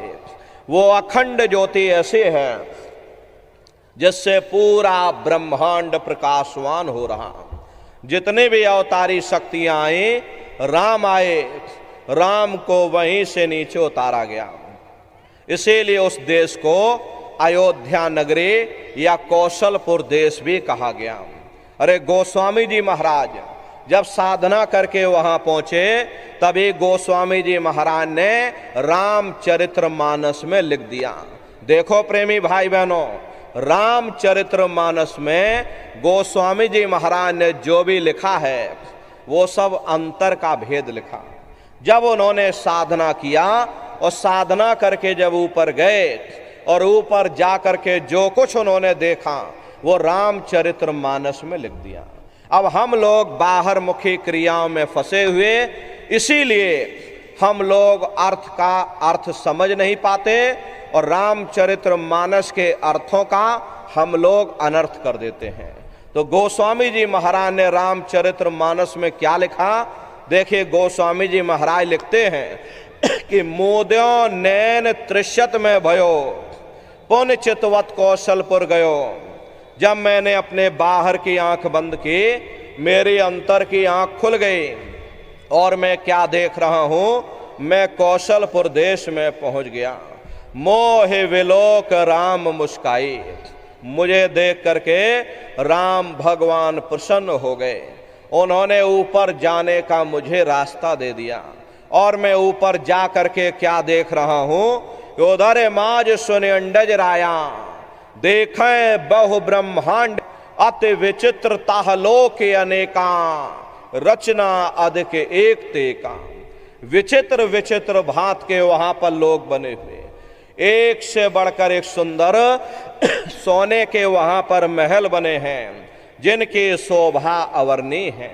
प्रेमी भाई बहनों, वो असली अयोध्या नगरी है, वो राम भगवान का देश है। जब आप वहां पर साधना करके पहुंचोगे और वहां की जब रचनाओं को देखोगे, देखते ही रह जाओगे, ये क्या ईश्वर की लीला है, कैसी उसकी कारीगरी है, अनंत उसकी सत्ता है, अनंत ही उसका प्रकाश है। और उसी आनंद को पाकर के बड़े बड़े राजे महाराजाओं ने अपने राजकाज पर ठोकरें मार दी और जंगलों में जा करके नंगे हो करके नाचने लगे।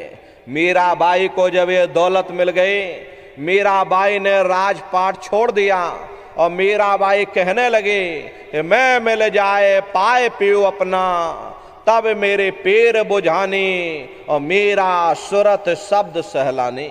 कबीर साहब को जब ये दौलत मिल गई और अन्य महात्माओं को जब ये दौलत मिल गई, उन्होंने जब ऊपर चढ़ करके देखा तो कलम तोड़ करके लिख दिया, अचरज देखा भारी साधो, अचरज देखा भारी रे, और बिना बजाए निस्दिन बाजे, घंटा शंख नगारी रे, बहरा सुन सुन मस्त होत है, तन की खबर बिसारी रे, और बिन भूमि के महल बना है, तामे जो तो जारी रे, अंधा देख देख सुख पावे, बात बतावे सारी रे, और जीता मर कर फिर जी जावे, बिन भोजन बलधारी रे, और ब्रह्मानंद संत जन बिरला, कोई समझे बात हमारी रे।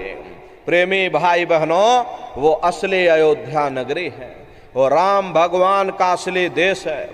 राम जी का दर्शन करने के बाद फिर तुम्हारी ये जीवात्मा दूसरे मंडल के शब्द को पकड़ करके दूसरे मंडल की चढ़ाई करेगी। श्याम तज श्वेत को गहना, सुरत को तान धुन सुनना, और बंक के द्वार धस बैठो और त्रिकुटी जाए कर लेना। उसी के ऊपर दूसरा देश आता है जैसे महात्माओं ने त्रिकुटी देश कहा। वहाँ के जो मालिक हैं वो ब्रह्म हैं। वहीं से मन और माया की उत्पत्ति हुई। वहीं से तीन गुण, रजोगुण, तमोगुण, सतोगुण, तीनों गुणों की उत्पत्ति वहीं से हुई। ये जो आपके वेद हैं, वेदों को सारी दुनिया पढ़ती है, अरे वेदों की भी उत्पत्ति उसी स्थान से हुई है। महात्मा कहते हैं कि भाई त्रिकुटी महल में विद्या सारा, घनहर गरजे बजा नगारा, और लाल वरण सूरज उजियारा। वहाँ पर दो धुने, बादलों की गर्जन और मृदंग की आवाज उस लोक में गूंजती रहती है। और प्रेमी भाई बहनों, जैसे पहले स्थान पर राम भगवान के देश में घंटे और शंख की आवाज गूंजती है, ऐसे ही दूसरे मंडल पर यानी कि ब्रह्म के देश में बादलों की गर्जन और मृदंग वहां पर बजता रहता। ओम का जाप बराबर वहां होता रहता। ब्रह्म का जो स्वरूप है लाल वरण सूरज उजियारा। ये सूरज कुछ नहीं है। ऐसे तुम लाखों लाख सूर्य इकट्ठे करोगे तो वहां का एक सूर्य बनेगा। हरे ब्रह्म का जो स्वरूप है वो सुबह के लाल सूर्य के समान है, इसीलिए वहां का पूरा ब्रह्मांड लाल है। जहां तक आपकी निगाह जाएगी ब्रह्म देश में चारों तरफ आपको लाल ही लाल नजर आएगा। महात्मा जब साधना करके वहां पहुंचे तभी महात्माओं ने लिख दिया, लाली मेरे लाल की और जित देखूं तो लाल, और लाली देखन में गई और मैं भी हो गई लाल। वो पूरा ब्रह्मांड ही लाल है। तो जितने साधक वहां पहुंच जाते उन सभी को योगेश्वर कहा जाता है। जैसे व्यास जी हुए, वे वाल्मीकि जी हुए, इन सब की पहुंच वहीं तक थी। इसीलिए कहा गया कि वाल्मीकि भय ब्रह्म समाना। जब इनकी जीवात्मा वहां पहुंची और जब इन्होंने ब्रह्म का दर्शन किया तो इनका स्वरूप भी ब्रह्म के समान यानी कि ब्रह्म स्वरूप हो गया। तो जितने साधक वहां पहुंच जाते उन सभी को योगेश्वर कहा जाता है। योगेश्वर भगवान श्री कृष्ण उसी देश में वास करते हैं। ये जो ब्रह्म देश है वो श्री कृष्ण भगवान का ही देश है और श्री कृष्ण भगवान वहीं पर रहते हैं। ये बाहर की जन्माष्टमी नहीं है जो आप लोग मनाते हो, अरे ये तो आप नकल करते हो। महात्माओं ने कहा था भाई सही मायने में तुम जन्माष्टमी कब मनाओगे, जब तुम्हारी ये जीवात्मा पांच तत्व जल पृथ्वी अग्नि वायु आकाश और तीन गुण रजोगुण तमोगुण सतोगुण पांच तत्व और तीन गुणों से परे हो करके ब्रह्म देश में पहुंच करके जब कृष्ण भगवान का दर्शन कर लोगे तब सही मायने में जन्म अष्टमी मनाई जाएगी। वहां कृष्ण भगवान का दर्शन करने के बाद फिर तुम्हारी ये जीवात्मा तीसरे मंडल के शब्द को पकड़ करके और तीसरे मंडल की चढ़ाई करेगी। आगे पहुंची सुन झंकार, ररंकार धुन सुनी पुकार, आगे श्वेत सुन है भाई और मान सरोवर पैठ नहाई। उसी के ऊपर तीसरा देश आता है जिसे महात्माओं ने सुन देश कहा, उसी को रारंग देश कहा जाता, उसी को अक्षर और नेति कहा जाता। वहाँ के जो मालिक हैं वो रारंग पुरुष यानी कि पर ब्रह्म पुरुष हैं। वहाँ किंगरी और सारंगी दो धुनें उस लोक में गूंजती रहती और पार ब्रह्म पुरुष का जो स्वरूप है वो पूर्णमासी के चंद्रमा के समान बड़ा ही मनमोहक स्वरूप है। इसी स्थान पर प्रेमी भाई बहनों एक बहुत बड़ा अमृत का सरोवर बना है जिसे महात्माओं ने मान सरोवर कहा। जब तुम्हारी ये जीवात्मा उस मान सरोवर में स्नान कर लेगी तो जन्म जन्मांतरों के मैले पाप कर्म साफ हो जाएंगे। हरे यहाँ के पानी से तुम्हारे कर्मों की सफाई नहीं होने वाली। ये बाहर का पानी तुम्हारे शरीर के मैल को धो सकता है, लेकिन जो पापों का मैल है, जो अंतःकरण में ये जो कर्मों की गंदगी आपने जमा कर रखी, वो जब साफ होगी, जब आप तीसरे मंडल पर पहुंच करके उस गंगा में डुबकी लगाओगे। उसमें स्नान करने के बाद ये जीवात्मा हंस मिले हंसा हो जाए और मिले जो अमी आहारा है। जीवात्मा का खुद का प्रकाश ओ समृद्ध के सरोवर में स्नान करने के बाद 16 सूर्य के बराबर हो जाता। तो फिर यही जीवात्मा चौथे मंडल के शब्द को पकड़ करके और चौथे मंडल की चढ़ाई करती है। 2 पर्वत के संग निहारो और भंवर गुफाते संत पुकारो। 2 पर्वतों को पार करने के बाद वो बड़ा सुंदर देश आता, जिसे महात्माओं ने भंवर गुफा कहा। वहाँ के जो मालिक हैं वो सोहंग पुरुष हैं, माँ नहीं है। हापे अंक की मात्रा, सोहंग पुरुष हैं। वहाँ बंसी यानी मुरली की मधुर ध्वनियाँ सदा उस लोक में उच्चारण होती रहती। और सोहंग पुरुष का जो स्वरूप है वो दोपहर के सूर्य के समान महाप्रकाशवान स्वरूप है। स्वरूप में अंतर है। पहले स्थान पर निरंजन भगवान का जो स्वरूप है वो ज्योतिष स्वरूप है। दूसरे स्थान पर ब्रह्म का जो स्वरूप है वो सुबह के लाल सूर्य के समान है। तीसरे स्थान पर पार ब्रह्म का जो स्वरूप है वो पूर्णमासी के चंद्रमा के समान है। चौथे स्थान पर सोहंग पुरुष का जो स्वरूप है वो दोपहर के सूर्य के समान महाप्रकाशवान स्वरूप है। वहाँ के धनी का दर्शन करने के बाद ताके परे धाम सतनामा, बीन बजे सतलोक ठिकाना। सोहंग देश के ऊपर वो 5वां देश आता है, जिसे महात्माओं ने सचखंड देश कहा। वो सचखंड देश अजर अमर अविनाशी सदा एक रस रहने वाला देश है। वहाँ न काल है, न कर्म है, न दुख है, न संताप है, न पुण्य है, न पाप है। जो जीवात्माएं वहाँ पर पहुँच जाते हमेशा के लिए जन्म मरण के बंधनों से आजाद हो जाते हैं। वहाँ के जो मालिक हैं वो सत्पुरुष भगवान हैं, जिनके रोम रोम में खरबों खरब सूरज चांद सितारे प्रकाशवान। अरे वही हमारे आपके सच्चे मालिक हैं, वही हमारे आपके सच्चे पिता हैं। हमको आपको वहीं से नीचे उतारा गया था और फिर शब्द को पकड़ करके शब्द शब्द पौड़ी पर चढ़कर और पहुंचो सचखंड सतनाम। तो शब्द का पकड़ में आएगा जब आप लोग भजन करोगे। और भजन कैसे किया जाएगा जरा अच्छी तरह से समझ लो। ये आंख और कान को बंद करिएगा, लेकिन मन को रोकिएगा। ऐसे समय पर तुम्हारा ये मन जरूर भागेगा। अभी आप यहाँ सत्संग में बैठे हो, शरीर भले तुम्हारा यहाँ बैठा, लेकिन मन तुम्हारा सारी दुनिया में भाग रहा। कोई बाल बच्चों को घर में छोड़कर आया, मन बाल बच्चों में पहुँच गया। कोई दुकान दफ्तर छोड़ करके आया, मन दुकान दफ्तर में पहुँच गया। कोई खेती बाड़ी छोड़ करके आया, शरीर बेचारा यहाँ बैठा, मन खेत में गन्ना काट रहा। तो ऐसे भजन से कोई लाभ नहीं होगा। जिन्होंने मार मन डाला उन्हीं को सूरमा कहना।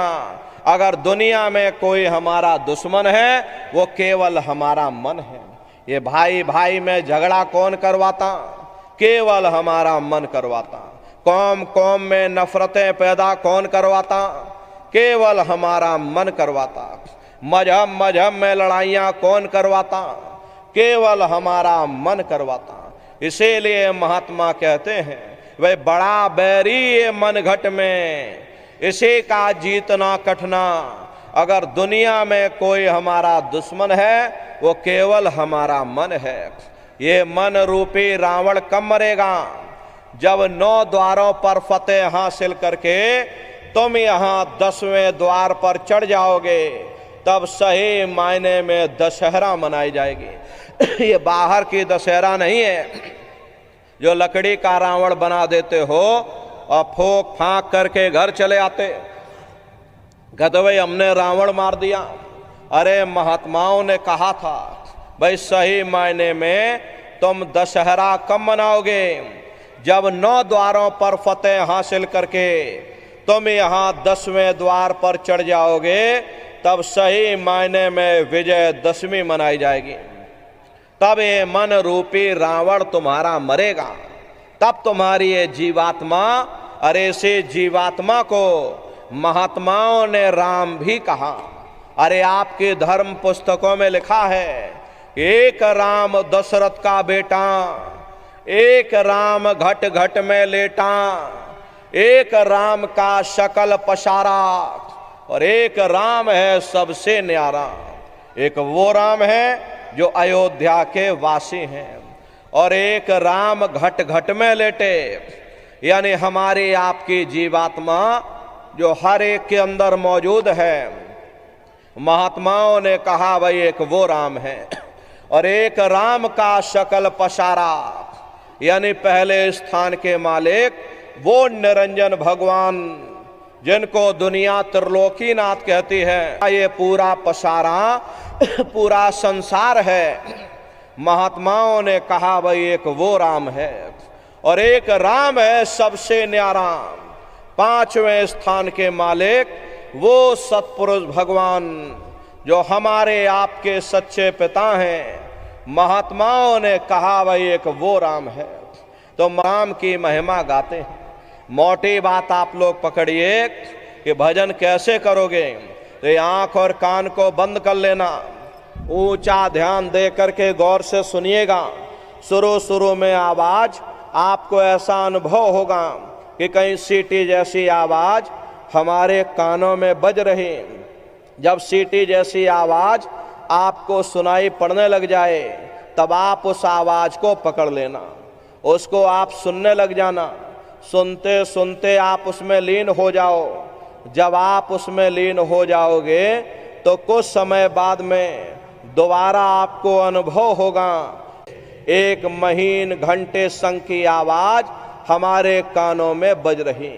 प्रेमी भाई बहनों, जब घंटे संग की आवाज आपको सुनाई पड़ने लग जाए, तब आप सीटी की आवाज को छोड़ देना और घंटे संग की आवाज को पकड़ लेना। एक बार प्रेमी भाई बहनों आप उस आवाज को पकड़ लो, फिर वो आवाज आपको नहीं छोड़ेगी, खींच करके और शरीर से बाहर कर देगी। रोज आना, रोज जाना, रोज ब्रह्मांडों की सैर करना, रोज देवी देवताओं के दर्शन करना, रोज राम के दर्शन करना, रोज कृष्ण के दर्शन करना, और घूम करके फिर अपने शरीर रूपी घोंसले में वापस चले आना। तो सुमरन, ध्यान और भजन 3 क्रियाएं आपको बताई गई। रास्ता सच्चा है, आप करोगे, आपको अनुभव होगा, दिखाई भी पड़ेगा और सुनाई भी पड़ेगा। लेकिन प्रेमी भाई बहनों नित्य नियम से करिएगा, नागा नहीं होना चाहिए।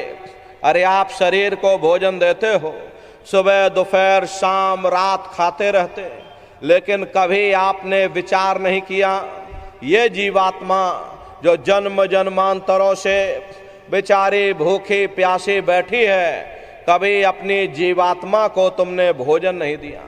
अरे इसका भोजन भजन है, इसका भोजन शब्द है, भोजन नाम है। अपना ये नियम बनाइए कि पहले हम अपनी जीवात्मा को भोजन देंगे, फिर अपने शरीर को भोजन देंगे। अग्न गया तो आपका लोक भी बन जाएगा और आपका परलोक भी बन जाएगा। प्रेमी भाई बहनों, मालिक को पाने के लिए तुम्हें घर बार छोड़ने की जरूरत नहीं है, तुम्हें समाज छोड़ने की जरूरत नहीं, तुम्हें जात और बिरादरी बदलने की जरूरत नहीं। अरे जात पात के रगड़े झगड़े ये हमारे अपने नहीं हैं, ये सिर्फ हमारे मन की खुराफात है। आप सभी लोग बुद्धिमान हो, अपने अपनी बुद्धि से आप सभी लोग विचार करिएगा। जब गुरु नानक साहब नहीं आए थे तब कोई सिख नहीं था, जब मोहम्मद साहब नहीं आए थे तब कोई मुसलमान नहीं था, जब ईसा मसीह साहब नहीं आए थे तब कोई ईसाई नहीं था, और पीछे लौटते चले जाते। ये रगड़े झगड़े किसने पैदा किए? ये हमने आपने पैदा किए। अरे कोई भी महात्मा यहाँ पर आकर के ना कोई कौम मनाने आता है, ना कोई मजहब चलाने आते हैं, और ना ही आप हमारे हाथों में ये डंडे और तलवारें देने के लिए आते हैं। अरे आप तो सच्चा मार्ग, सनातन मार्ग समझाने के लिए इस धरा भूमि पर शरीर रूप में अवतरित होते हैं। अरे आप अपनी बुद्धि से विचार करिएगा। सुपच जात के भंगी थे, रैदास जी महाराज जाति के हरिजन थे, और मीराबाई जाति के छत्राणी थी। अगर वे सब उस मालिक को प्राप्त कर सकते हैं तो आप भी उस मालिक को प्राप्त कर सकते हो। जाते पाते पूछे नहीं कोई, हरि का भजे सो हरि का होई। लोग यहाँ जात पात बनाते बनाते मर गए, लेकिन ऐ नर नारियों, जब तुम्हारी ये जीवात्मा इस मनुष्य रूपी चोले को छोड़ करके ऊपर धर्मराज की कचहरी में पहुंचेगी, वहां न तुमसे ये पूछा जाएगा कि भाई तुम के जाति के हो, या तुम किस कौम के हो, या तुम किस मजहब के हो, तुम हिंदू हो या मुसलमान हो, तुम हिंदुस्तान से आए हो या तुम पाकिस्तान से आए हो। अरे वहाँ तुम्हारे कर्म देखे जाएंगे, भक्ति भाव देखा जाएगा, मालिक से मिलने का प्रेम और प्यार देखा जाएगा। इसीलिए महात्मा समझाते हैं कि भाई मालिक को पाने के लिए तुम्हें जात बिरादरी बदलने की जरूरत नहीं है, तुम्हें समाज छोड़ने की जरूरत नहीं, तुम्हें घर परिवार छोड़ने की जरूरत नहीं, तुम्हें बाल बच्चे छोड़ने की जरूरत नहीं, तुम्हें जंगलों पहाड़ों में भटकने की जरूरत नहीं, तुम्हें साधु सन्यासी और बाबा बनने की जरूरत नहीं। अरे भाई तुम अपने अपने घर परिवार में रहो, अपने अपने बाल बच्चों के साथ रहो, अपने अपने समाज में रहो, समाज की रीत नीति के अनुसार रहो, मेहनत और ईमानदारी से काम करो, और 24 घंटे में घंटा 2 घंटा अपनी जीवात्मा के कल्याण के लिए सुरत शब्द नाम की कमाई यानी सुमरन ध्यान और भजन करिएगा। यही दौलत तुम्हारे काम आएगी और बाकी सब यहीं पड़ा रह जाएगा। सुई की एक नोक भी तुम्हारे साथ में जाने वाली नहीं है। अरे बड़े बड़े राजे महाराजे आए, सारी जिंदगी उन्होंने ये किला बनाते बनाते गुजार दिया। आज उनके किलों को जाकर देखिए, आज खंडहर बने पड़े हुए। विश्व विजेता सिकंदर सारी दुनिया पर राज करने का ख्वाब देखता था, वो भी मुट्ठी खोल करके चला गया। कोई क्या साथ लेकर के जाएगा? जो चीज तुम्हारे साथ में जाने वाली वो केवल परमात्मा की भक्ति है, सुरत शब्द नाम की कमाई है। इसलिए प्रेमी भाई बहनों, वो दौलत कमा लो जो अंत समय में तुम्हारे काम आवे, वरना ये समय तुम्हारा निकलता जा रहा, ये श्वासों की पूंजी ये दिन प्रतिदिन कम होती जा रही। और हम लोग कहते हैं कि भाई हमारी उम्र बढ़ रही, पर बढ़ नहीं रही, आपकी उम्र दिन प्रतिदिन कम होती जा रही। ये चंद श्वासों की पूंजी जो लेकर के आप यहाँ बैठे हो, ये दिन प्रतिदिन कम होती जा रही हैं। एक समय ऐसा आएगा ये बुलबुला तुम्हारा फूट जाएगा, ना जाने दोबारा ये मनुष्य शरीर तुमको मिले ना मिले।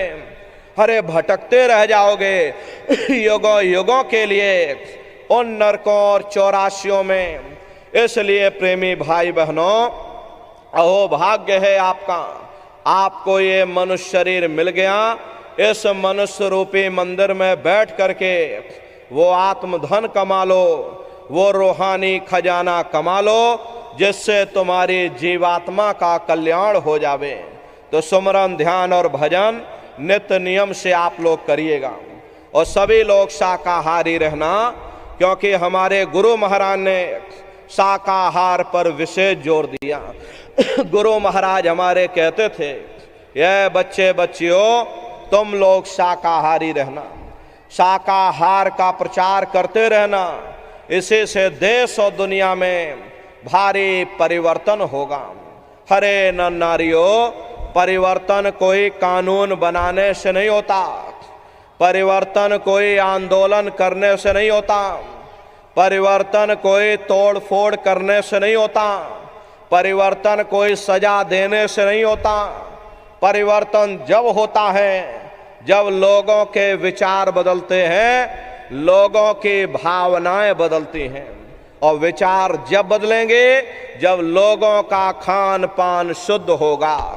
अरे देसी कहावत है कि भाई जैसा खाए अन्न वैसा होए मन। जब इंसान पशु प्रति भोजन करेगा तो उसकी बुद्धि स्वतः ही पशुओं जैसी हो जाएगी, सोच विचार उसका चिंतन स्वतः ही पशुओं जैसा हो जाएगा। फिर जिस शराब के नशे में माँ बहन बेटी की पहचान खत्म हो जाए, उस शराब को पी करके यह कैसे पता चलेगा कि क्या अच्छा और क्या बुरा है। यही कारण है कि आज घर समाज में ये दुनिया भर के अत्याचार और दुनिया भर के व्यभिचार फैले हुए। अरे हम लोग देखो मंदिर बनवाते हैं, उन मंदिरों में नहा धो करके जाते, कहते भाई परमात्मा के रहने की जगह है, हमको नहा धो करके जाना चाहिए, फूल अगरबत्ती ले जाना चाहिए।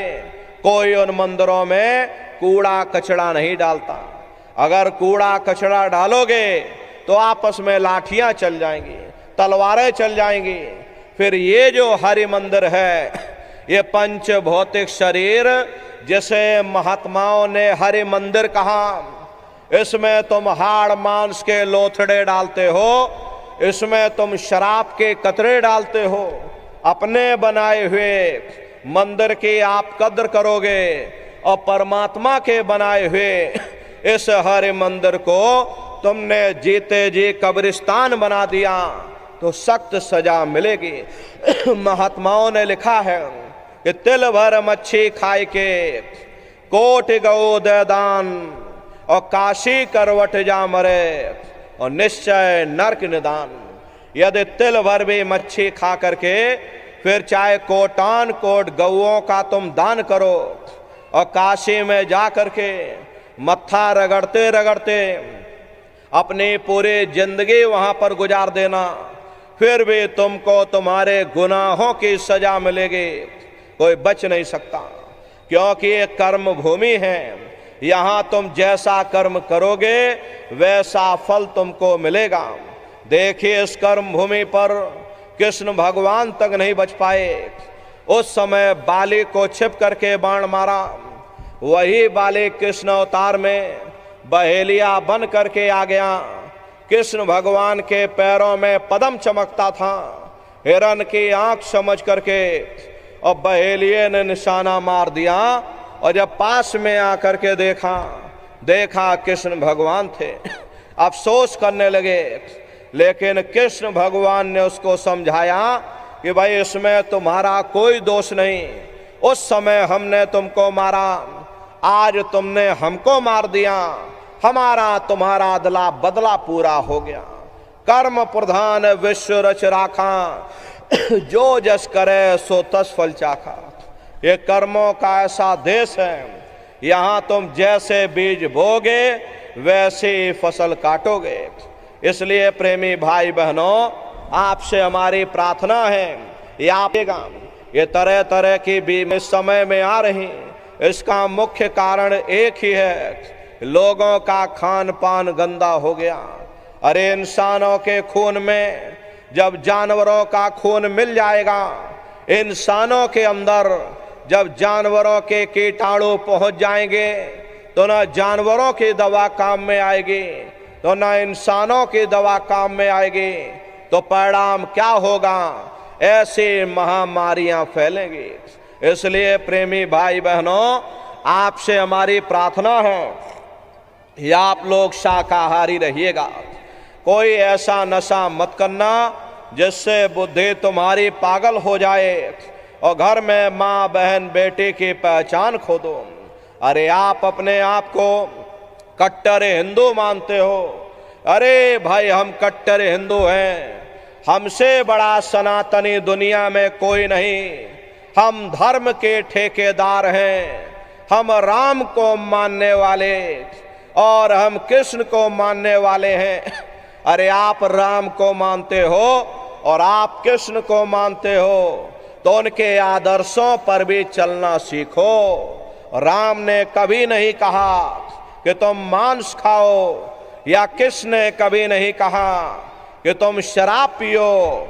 जितने देवी देवता अवतार हुए सभी यही कह करके गए, ये अहिंसा परमो धर्मा। अगर हमने किसी को बनाया नहीं तो मिटाने का अधिकार हमारे पास नहीं।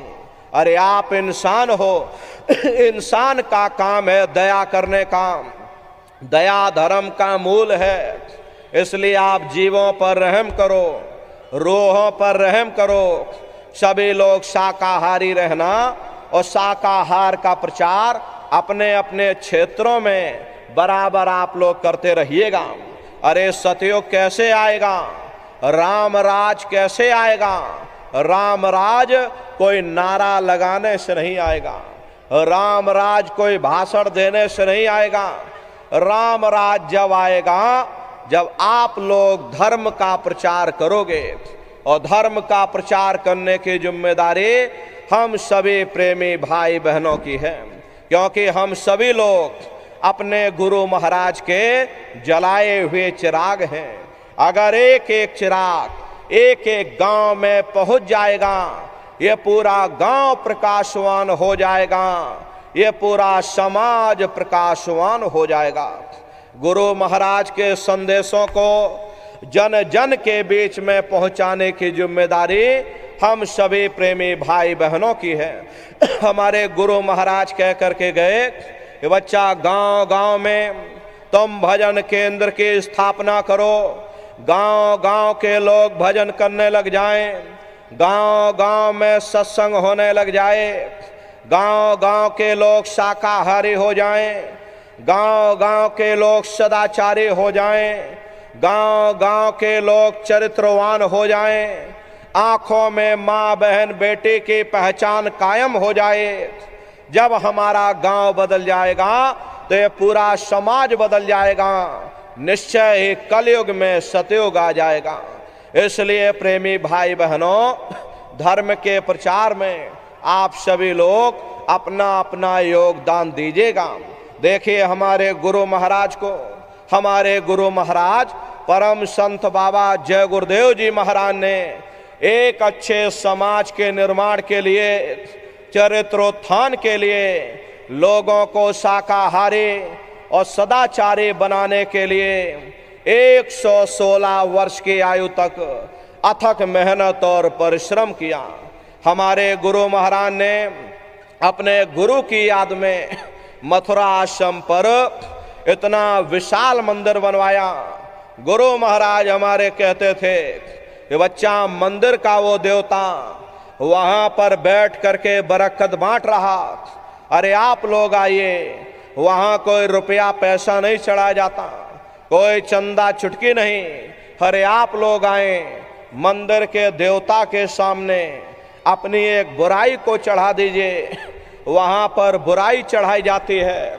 ये हम आज से मांस मछली नहीं खाएंगे, हम आज से अंडा शराब का सेवन नहीं करेंगे, हम आज से झूठ नहीं बोलेंगे, हम आज से किसी को धोखा नहीं देंगे। अरे आप अपनी एक बुराई चढ़ा दो, आपकी एक मनोकामना पूरी होगी। ऐसा वरदानी मंदिर गुरु महाराज ने अपने गुरु की याद में मथुरा आश्रम पर बनवाया है। उन्हीं की याद में ये पावन भंडारे का कार्यक्रम 20 दिसंबर से और 24 दिसंबर तक मथुरा आश्रम पर मनाया जाएगा। तारीख आप लोग याद रखिएगा, 20 दिसंबर से और 24 दिसंबर तक पूज्य दादा गुरु महाराज का ये पावन पुनीत भंडारे का कार्यक्रम मथुरा दरबार में मनाया जाएगा। आप सभी प्रेमी भाई बहन भंडारे के कार्यक्रम में सब परिवार सादर आमंत्रित हैं। आप लोग पधारिएगा। देश के कोने कोने से दसियों लाख की संख्या में सत्संगी प्रेमी भाई बहन मथुरा दरबार में पधारते हैं। उनके रहने ठहरने के लिए वहाँ अलग अलग जिलों के टेंट रावटी डेरे लगाए जाते हैं। भोजन पानी के लिए अलग अलग जिलों के वहाँ पर निःशुल्क भंडारे चलते हैं। अपना बहुत बड़ा आश्रम है, करीब करीब 10 किलोमीटर के व्यास में अपना आश्रम बना हुआ, वहीं पर एक कार्यक्रम होता है। अपने आश्रम पर गुरु महाराज की एक छोटी सी गौशाला भी है। गुरु महाराज के पास में कुल 2 गाय थी। 2 गायों का इतना बड़ा परिवार है। ये आज के समय में करीब करीब 3000 गायें हैं और 3000 के ऊपर सांड हैं। गौशाला अलग है और नंदीशाला अलग है।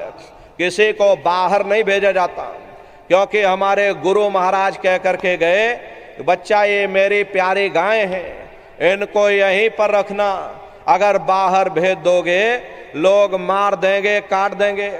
इसीलिए चाहे गाय हो या चाहे बैल हो, हमारे यहाँ किसी को बाहर नहीं भेजा जाता। गायों के लिए अलग से गौशाला है और सांडों के लिए अलग से नंदीशाला बनी है। उसी के बगल में अपना एक बहुत बड़ा विद्यालय है, जिसमें 2500 से 3000 बच्चे निःशुल्क विद्या अध्ययन करते हैं। कॉपी किताब, पढ़ाई लिखाई, भोजन पानी बिल्कुल निःशुल्क है। उसी के बगल में अपना एक बहुत बड़ा अस्पताल भी है।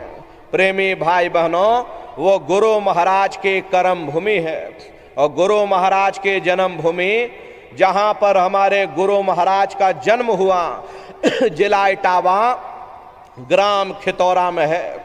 जैसा भव्य मंदिर मथुरा दरबार में बना हुआ, उसी तरह से भव्य मंदिर गुरु महाराज के जन्म भूमि पर बन करके तैयार हो चुका। ये जो आप फोटो देख रहे हो, ये गुरु महाराज के जन्म भूमि का ही मंदिर है। और इधर जो ये फोटो लगे हैं, ये मथुरा दरबार का मंदिर है। प्रेमी भाई बहनों, समय निकाल करके अपने दरबार में आप सभी लोग पधारिएगा।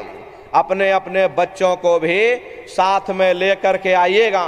हम लोग ये सोचने लगते हैं, अरे बच्चों को क्या करेंगे ले जाकर, ये बच्चे छोटे हैं, इनको घर में रहने दो, इनको पढ़ाई लिखाई करने दो, अभी इनकी पढ़ाई लिखाई की उम्र है। ये सत्संग सुनना और ये भजन पूजा पाठ करना, ये तो हम लोगों का काम है। इन बच्चों को घर पर पढ़ाई लिखाई करने दो। प्रेमी भाई बहनों, यहीं पर हम आप धोखा खा जाते हैं। अरे पढ़ाई लिखाई जरूरी है, हम ये बात मानते हैं, ये आज के समय में शिक्षा बहुत जरूरी है। अरे हमको भी गुरु महाराज ने पढ़ाया लिखाया, हमको ये अंगूठा छाप नहीं है। अरे भाई गुरु महाराज ने हमको भी पढ़ाया लिखाया। प्रारंभिक शिक्षा हमारी गुरु महाराज की जन्म भूमि पर हुई, क्योंकि जो गुरु महाराज की जन्म भूमि है वही हमारी भी जन्मभूमि है। 1 से लेके 5 तक हम खितौरा में पढ़ाई किए। उसके बाद गुरु महाराज हमको मथुरा ले गए, आगे की पढ़ाई लिखाई फिर गुरु महाराज ने मथुरा में कराई। 10वीं किया, फिर 12वीं किया, फिर BA किया, फिर LLB किया। तो कहने का मतलब ये है, गुरु महाराज ने हमको भी पढ़ाया लिखाया। लेकिन प्रेमी भाई बहनों, पढ़ाई लिखाई के साथ साथ अच्छे संस्कार भी जरूरी हैं। और संस्कार कोई MA BA की डिग्री करने से ही नहीं पड़ जाते, संस्कार कोई डिप्लोमा करने से ही नहीं पड़ जाते। अगर MA BA की डिग्री कर लेने से ही बच्चों के अंदर संस्कार पड़ गए होते तो हिंदुस्तान में इतने वृद्धाश्रम न खोले जाते। अरे संस्कार पढ़ेंगे महात्माओं के वचनों से, संस्कार पढ़ेंगे सत्संग के माध्यम से। ये बच्चे देश के भविष्य हैं, इन बच्चों के अंदर अच्छे संस्कार डालना ये समय की बहुत बड़ी मांग है। अरे आज के समय में बच्चों के अंदर संस्कारों की कमी देखी जा रही, वरना पहले के समय में अकेले माँ बाप अपने 4-4 बच्चों को पाल लेते थे, लेकिन आज के समय में वही 4-4 बच्चे, वही और डिग्री और डिप्लोमा किए हुए बच्चे अपने माँ बाप को रोटी नहीं खिला पा रहे। शादी हो जाती, घर परिवार बांट करके रख दिया, जमीन जायदाद बांट करके रख दी, चूल्हा चौका बांट करके रख दिया, यहाँ तक कि बेचारे माँ बाप को भी बांट करके रख दिया। ये 10 दिन तुम हमारे घर में छोड़ दो और 10 दिन बाद तुम अपने घर ले जाना। प्रेमी भाई बहनों, ये संस्कारों की बहुत बड़ी कमी है। ऐ माताओं बहनों, ये बच्चे तुम्हारी धरोहर हैं, ये बच्चे तुम्हारे जीवन की पूंजी हैं। अरे अपनी पूंजी को संभाल करके रखिएगा। इन बच्चों को आप बचपन से तैयार करिए, इनको अच्छी शिक्षा देना, इनको अच्छे संस्कार देना, इनको शाकाहारी बनाना, इनको सदाचारी बनाना, इनको चरित्रवान बनाना। अरे इनको भी तुम राम और कृष्ण बना दो। यही बच्चे बड़े होकर के माँ बाप का नाम रोशन करेंगे, घर और समाज का नाम रोशन करेंगे। इसलिए प्रेमी भाई बहनों, अपने अपने बच्चों के साथ, इष्ट मिष्ट परिवार वालों के साथ आप सभी प्रेमी भाई बहन भंडारे के कार्यक्रम में सपरिवार सादर आमंत्रित हैं। आप लोग पधारिएगा। सुमरन, ध्यान और भजन बराबर आप लोग करते रहना। इतना जान लीजिए प्रेमी भाई बहनों, ये रास्ता बिल्कुल सच्चा है। अरे आप करोगे तो आपको अनुभव होगा, दिखाई भी पड़ेगा, सुनाई भी पड़ेगा। अरे आपका लोक भी बन जाएगा और आपका परलोक भी बन जाएगा।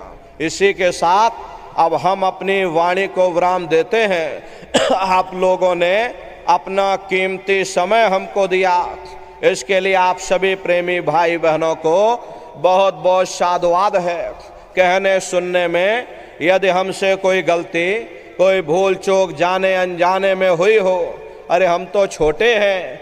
आप सभी लोग, हमारी माताएं बहनें बूढ़े बुजुर्ग, हमको छोटा समझ करके आप सभी प्रेमी भाई बहन हमको क्षमा कीजिएगा। अभी आप लोग बैठे रहिएगा, एक प्रार्थना सभी प्रेमी भाई बहन करेंगे, उसके बाद ये समापन हो जाएगा। तो सभी प्रेमी भाई बहन बैठ करके मालिक को याद करते हुए एक प्रार्थना बोलिएगा। बोलो जय गुरुदेव, जय गुरुदेव। गुरु महिमा है अपार जगत में, गुरु महिमा है अपार, गुरु महिमा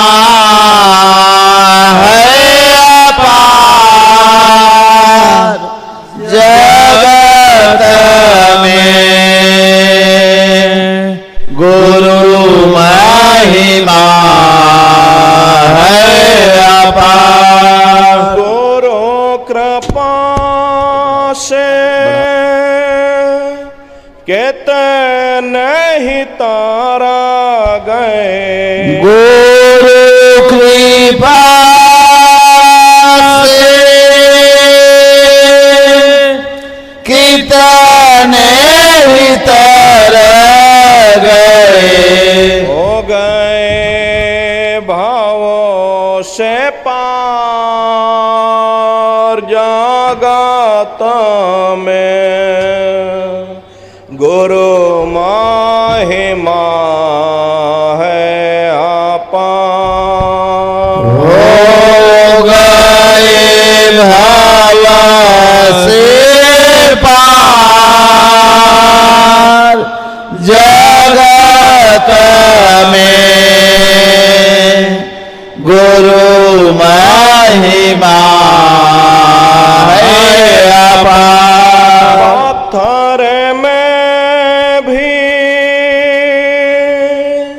प्राणे पुगाते, पत्थर में भी प्राण पुगाते, जाने को चेतना वांत बनाते, जड़ को चेतना वांत बनाते, प्रेम दया भंडार जगत में, गुरु महिमा है अपार। प्रेम दया भंडार जगत में, गुरु महिमा है अपार। गुरु महिमा है अपार जगत में, गुरु महिमा है अपार। गुरु महिमा है अपार जगत में, गुरु महिमा है अपार। सब प्रेमी मेला जो ले कर गाओ, सब प्रेमी मिला जुल कर गाओ, गुरु नाम की दो में मचाओ, गुरु नाम की धूम मचाओ, गुरु नाम सार जगत में, गुरु महिमा है अपार। गुरु नाम है सार जगत में, गुरु महिमा है अपार। गुरु महिमा है अपार जगत में, गुरु महिमा है अपार। महिमा है अपार जगत में, गुरु महिमा है अपार। जय गुरुदेव। जय गुरुदेव। अब आप सभी लोग खड़े हो